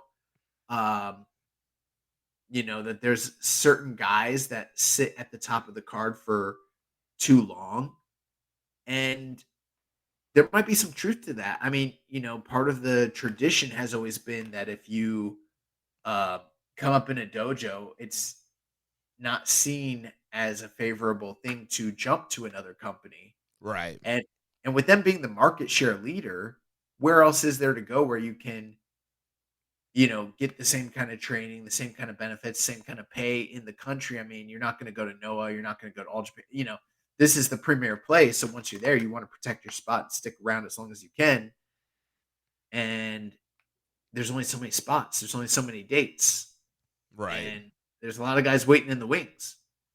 Yeah, which means that they need to pull a trigger on phasing out some of the older guys. That's the dirty secret of it. If you really are serious about a youth movement, like look how long it's taken them to even kind of pull the trigger on Sho, Yo, Okan, Wato. Those are whole generations of guys that it's taken a very long time for them to even implement them, and the way they have has been pretty minuscule because there's so many guys above them. And the dirty secret is that if you want to push youth, you got to kill the old guys. And there's a lot of people probably listening that don't want to see them get rid of Tiger Mask and Nagata and Hanma and Makabe and Kojima, Suzuki, and Minoru Suzuki, and Hiroshi Tanahashi. All those guys have to go if you want to start pushing the future of the, that's just the reality. Yeah. And Tetsuya Naito. I'm serious though. Yeah. That's the truth. Hiroki Goto.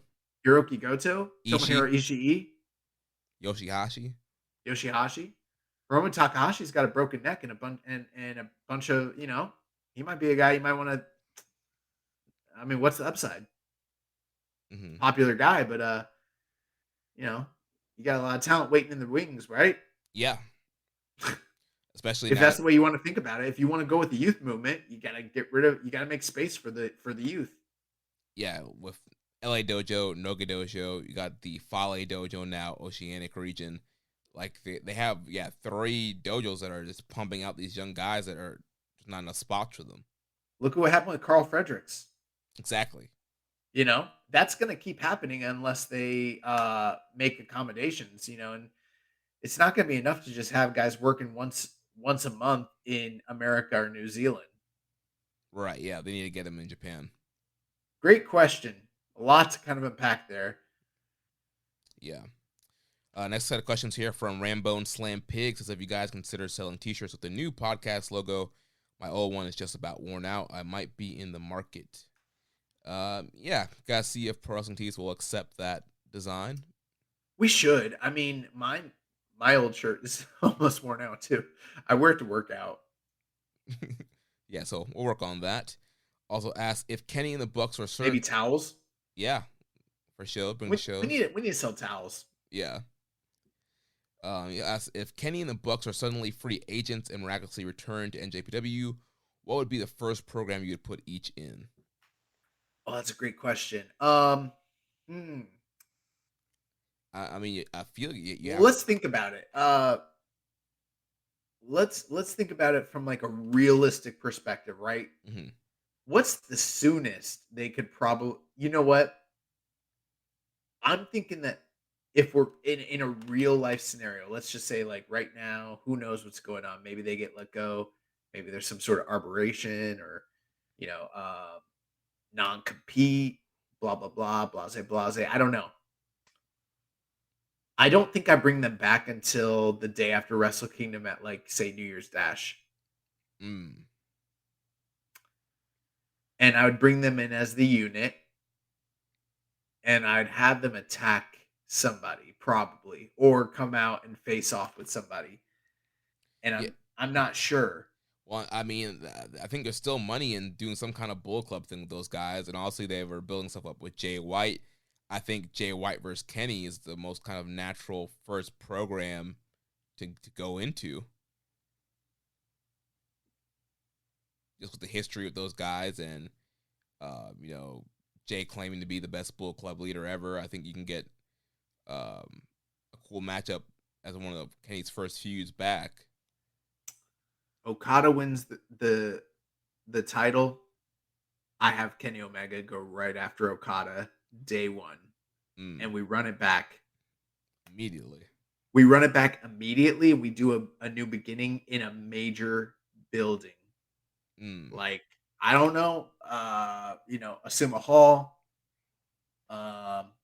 Budokan, whatever. One of those major buildings, you do Kenny Omega versus Okada right out the gate. Set things off on fire. That's what I would do. Yeah, then for the Bucks, I mean, throw them in to whoever's going to be the tag team champs at the time. Yeah, I have them challenge champions right out the gate. Yeah, I think it'd be great if Aussie Open would be champs by the time they come in, and you do a Bucks versus Aussie Open. I think would be a great feud to have for the tag titles. Yeah, and I mean, who knows what's going to go on now, but like the wide belief had been, I guess maybe it's up in smoke now. I hadn't even thought of this. The wide belief was that like come Dome season, we were getting Kenny Omega and Will Ospreay, right? Mm-hmm. So maybe that's what you do is you bring them in and you have them face off with United Empire, right away. But I don't know if I would do that. Yeah. I mean, there's definitely a ton of things you could do, but I mean, it might make sense just given all the like everything they built up over in AEW. You could just carry that right over. That might work. I don't know. Yeah. But for me, I would try to like. He's only going to re-debut one time. I would try to make the most money I could off of it as soon as possible. And what's the one match that everyone wants that if you do it, you're not blowing it because you can do it again still. Yeah. And make more money off of it. And it would be the talk of wrestling. Like everyone would want to see that match. That would be the match that like if you did it again, it's like, holy fuck, New Japan's back. Even if they're not, people are going to feel like it is. That's what I do right away. Right. And I think also if the Elite ever came back, you would have an increase again in the Western expansion and the Western, popularity of New Japan. And then you could run your Madison Square Garden, do your Wrestle Dynasty, get Kenny and Okada in the U.S. for the first time. Next question here from Les Commission 7252. Could you guys tell me if it's a good or terrible idea to have upcoming Young Lions as heels? I get that Young Lions are full-pledged babyfaces once they start in the company, and their background shows how beloved they are. But after the first year, almost to a full year, they can develop a heel personality where they feel that they shouldn't have went through all the training to show and how good they really are, or end their matches in a heelish way by using the ref, eye pokes, etc. Um, I don't think that the Lions are full-fledged baby faces. They don't do very much that indicate that they are baby faces one way or the other, aside from just try hard and then get their asses beat. And I think the sheer fact that they're underdogs in most situations gives off the impression that they're baby faces, but I kind of see them more as like a blank canvas. Someone who you ever play those Fable games? No, I haven't. Oh, I love those games. Um, I think Lionhead Studios, like they went under, and I think they're coming back and making another Fable. I Mm. can be wrong, but in that game, when you start off, that's a game about making choices, and you can either become evil or good, or different variants of that on a spectrum. But like when you start off, you're always kind of just generally like a neutral character. That's how I see the Lions. I don't see them as fully formed like baby faces.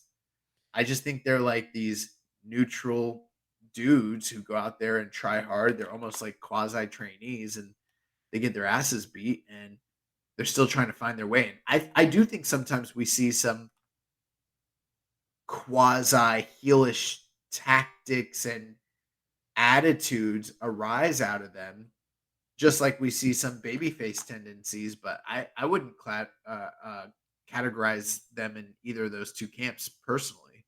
Yeah, I think we've seen, depending on the line and the rivalries, we've seen guys, especially guys like, I'm thinking about the Red Narita, who do get more aggressive, and he might not cheat, but I think he'll push the 5 count. He'll be more aggressive, not listen to the referee, and that kind of tends to make him lean heelish a lot of times when he's wrestling other young lions. And so I think we have seen that over the years, guys like that kind of use that aggression to be more of the heel in the match against other lions. But yeah, I don't think it necessarily would be a bad thing. I don't really want to see these guys doing eye pokes or low blows or anything like that. I'm not totally opposed to this idea. I think it's probably worth trying.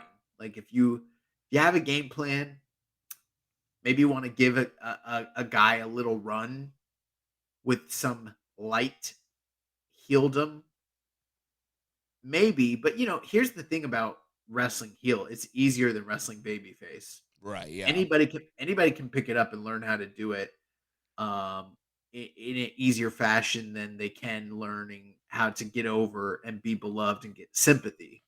Right. And I think that's part of the reason why they don't have them work heel, because some wrestlers start off their career as heels and then never learn how to do anything else because they rely on the smoke and mirrors so much.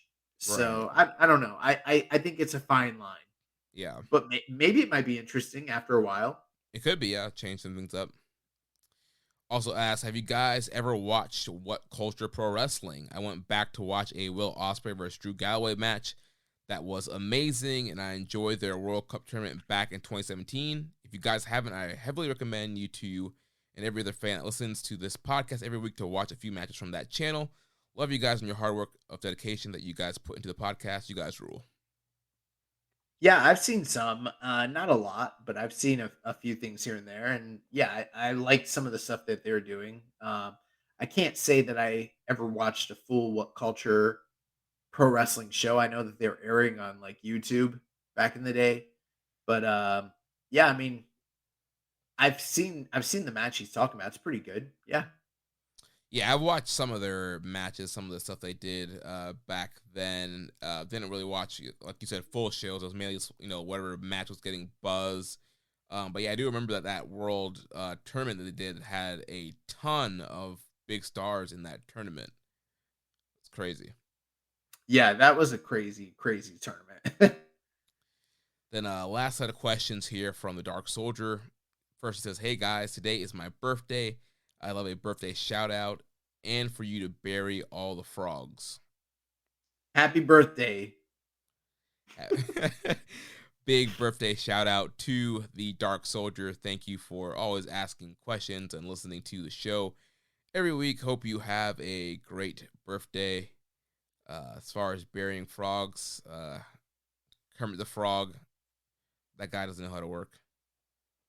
Yeah, I don't have any frogs to bury necessarily, but yeah, happy birthday and thank you for listening to the show, and we hope you're having one of the best birthdays ever, and hopefully this show brings some you know post birthday holiday enjoyment to your feed. Yep. And he asked, do you still hope for Ospreay versus Omega at Wrestle Kingdom? And do you hope Ospreay doesn't bite him in the match? Well, Osprey's not the one that did the biting. I feel like there's a misnomer here. It was a steel that bit Kenny Omega. I know, but I think he's saying, like, will Ospreay Oh, go for that, follow in Ace Steel's footsteps? And I see. I misunderstood. My bad. Until we started doing this podcast, I had forgotten about I forgot that there was even an Osprey Omega feud going on. Then when I realized, oh yeah, they were feuding. Oh yeah, that was supposed to happen. Oh shit. So I don't know what to expect there at all. I do hope it still happens, but plans change, kid. Yeah, I mean, I definitely still hope it happens, and it seems like with Kenny in Japan right now, representing AEW for the video game, things might be at least bright for his future continuing with AEW, so hopefully we will get that Ospreay Omega match. Then he asks, although Kenta is not the wrestler he once was, do you feel he's become more charismatic? I feel as though he's increased his character work and tries to have entertaining shtick in his matches. Do you feel the same? I did like, even though I normally wouldn't like this because it's kind of terrible, but I just laughed in that main event the other day. He broke up the pinfall for the referee by bringing his book out and showing it to the referee. Stupid. I just think that I don't think Kenta's any less or more charismatic. I think Kenta, you go watch his Noah stuff, he was plenty charismatic and he kicked people in the face hard as fuck. So, but yeah, he has increased his character work because he's had to. So, yeah, I want to say as far as having charisma, I think Kenta's always had that, but I definitely feel like as his in-ring has gone down, he has found ways to accommodate for that, and by doing more character work, doing these hilarious promos, talking to the cameraman, selling his book and stuff like that. Then his last question, what is it with Okada and NJPW screwing Australian wrestlers? Buddy Matthews had Okada beat in November, and the referee stopped Buddy from kicking too much ass, and Jonah isn't being given a shot at the G1 briefcase despite beating Okada. This is the real conspiracy. Ospreay's is a second. I don't agree. Okay.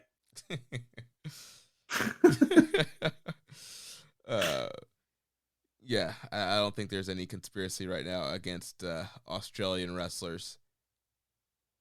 Yeah, and I don't appreciate that criticism. It's racist against Australians. All right, let's end up things here with recommended match of the week. So last week for the excursion match, you recommended Will Ospreay versus Ricky Knight Jr. from the Rev Pro 10th anniversary show that happened a couple months ago.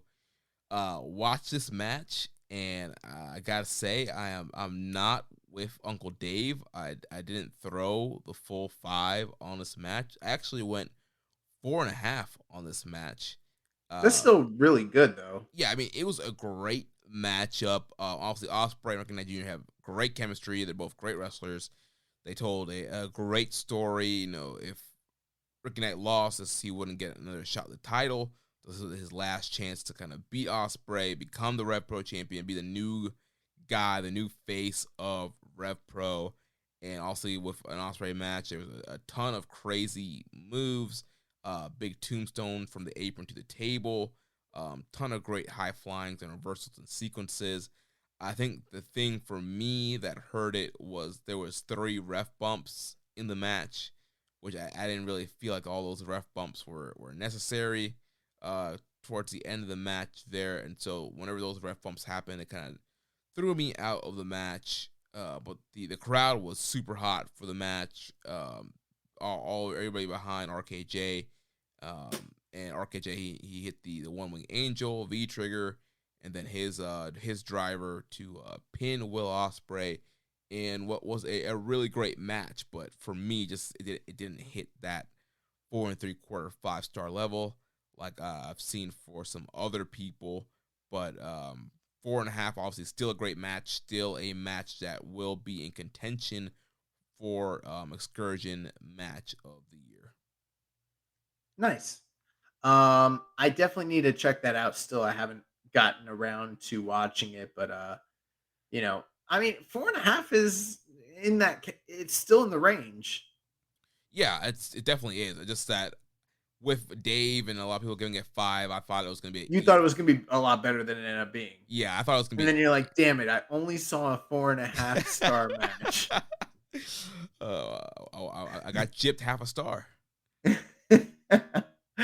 Oh man. So you recommended to me for the second time during Excursion Match of the Year, or recommended match of the week, Genshiro Tenryu versus Shinya Hashimoto from August 1st, 1998. This was the G1 Climax Night 2.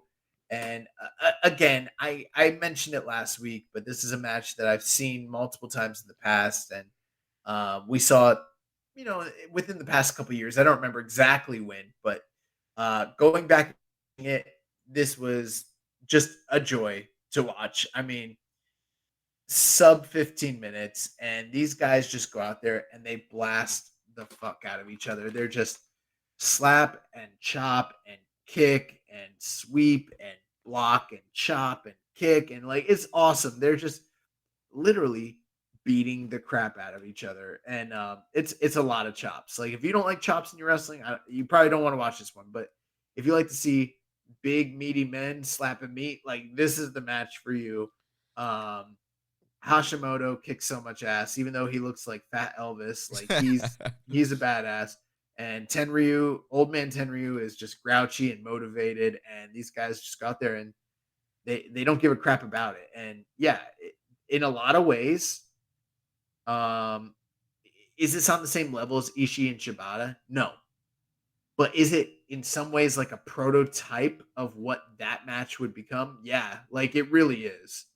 Yeah, I rewatched the match, and yeah, it was freaking awesome. These guys just chopping each other, like you mentioned, tons of chops and strikes, and very hard hitting, very snug, all leading to Hashimoto hitting that big DDT towards the end. But yeah, really awesome matchup to watch. Yeah, it's very simple, very entertaining, and if you haven't seen it, it's only like 13 minutes. So it's on New Japan World. Again, this is going to be one of the hardest hitting matches you're going to see in New Japan. I mean, even in modern times, there's very few matches I can think of that match the intensity and violence of this match. So, for those of you that, are like, I'm not that big into like classic wrestling or whatever, trust me on this one. This one is like kind of timeless. You're not going to be disappointed. It's a slugfest, and these guys kick each other's asses. And Hashimoto does pin him with a big DDT at the end, but it's almost like, it's the tail end coup de grace after a lot of punishment that these guys doled out on one another. So really great match. Yeah. And I'm still like, like 4.5. I don't care. Yeah, I mean, yeah, it was an excellent matchup. Dave went 4 3/4 at the time.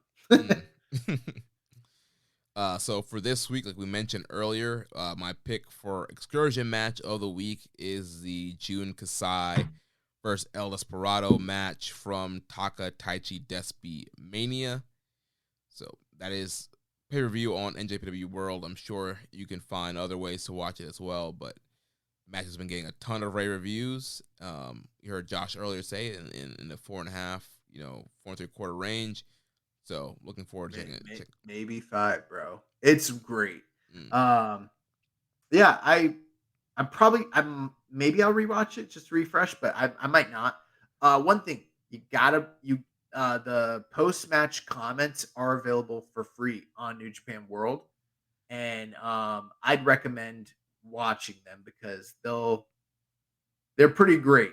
And we talked about like adding an edge, adding a wrinkle to the character of Desperado. They definitely helped a lot. And like, yeah, it was pretty significant. It's one of the better angles and just promos I've seen all year, and that's anywhere, including AEW. So nice. My recommended match of the week is going, with all this talk about juniors and dream cards, I thought to myself, a couple of years ago, we'd been, when the pandemic first started, someone asked us what the New Japan Junior Mount Rushmore looked like. And at the time, I think I went something like Fujinami, Tiger Mask 1, Sayama. I think I probably went. Who would I go after that? Did you go Liger? Liger, yeah, Liger, and then I would have probably either gone Kanemoto, but I probably went Prince Devitt. I think I think you did go Devitt, yeah. And I think at this point, with everything that's happened since then, like Hiromu has firmly usurped Prince Devitt on that Mount Rushmore. And I think when you talk about the 4 greatest juniors in the history of this company, you're looking at Tatsumi Fujinami and then, Tiger Mask 1, Jushin Thunder Liger. And then now I think we are at the point where I can firmly crown and say like it's Hiromu Takahashi just based on everything, accomplishments, match quality, all that.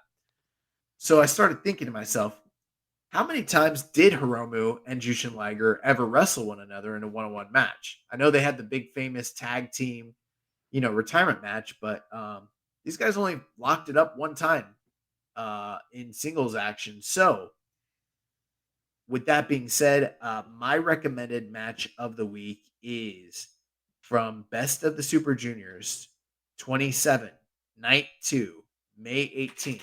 This was the final Super Juniors run for Jushin Thunder Liger, and it is Hiromu Takahashi versus Jushin Thunder Liger in a classic match that went just over 8 minutes. Nice. Looking forward to checking that out. Actually, you know what? And I misspoke there. I said it's the only time they've ever wrestled. I don't think that's accurate. I just think this is the only singles match that made tape. I think all the other singles matches they had prior to this were during Hiromu's Young Lion phase. Gotcha. Makes sense. But yeah, should be a fun match to check out. Well, that's going to wrap everything up for us here this week. Next week, we'll be back to discuss more of the Burning Spirit Tour. So if you enjoyed today's show, please consider making a donation by visiting socialsuplex.com/donate and clicking the donate button under the Keeping It Strong Style logo. Make sure you connect with us on social media. On Twitter, the show is at KI Strong Style. You can follow me at Jeremy L. Donovan. You can follow the network at Social Suplex. Follow us on Instagram at Social Suplex. Follow me on Reddit. I'm the Pro Black Guy. This is Josh is Keeping It Strong Style. Email me, Jeremy at socialsuplex.com. Check out all the other shows that we have here on the Social Suplex Podcast Network. One Nation Radio hosted by Rich Latta and James Boyd. The Crave Consequences hosted by Caleb and Maserati. All Things Elite hosted by Floyd and Austin. The AEW Match Guide Podcast hosted by Sir Sam. And the Great Match Generator hosted by Danny Kukler. Don't forget to subscribe and leave a rating and review. And we'll catch you next week on Keeping It Strong Style, the ace of podcasts. Ichiban. Thank you for listening to Keepin' It Strong Style. We'll see you next time. Football fans, grab your favorite food and a cooler full of drinks. It's time to tailgate. Whether you're serving up hot dogs and hamburgers or breaking out the barbecue, feel free to kick things up a notch with Frank's Red Hot. And when you're looking to cool it down, reach for a nice cold Bud Light.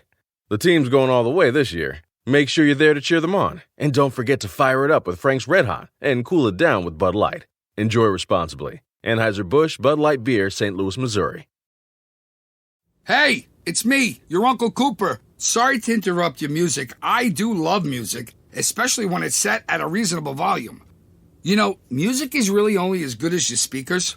The same is true for minivans. A minivan is only as good as the tires it sits on. And the button on the screen there, it agrees with me.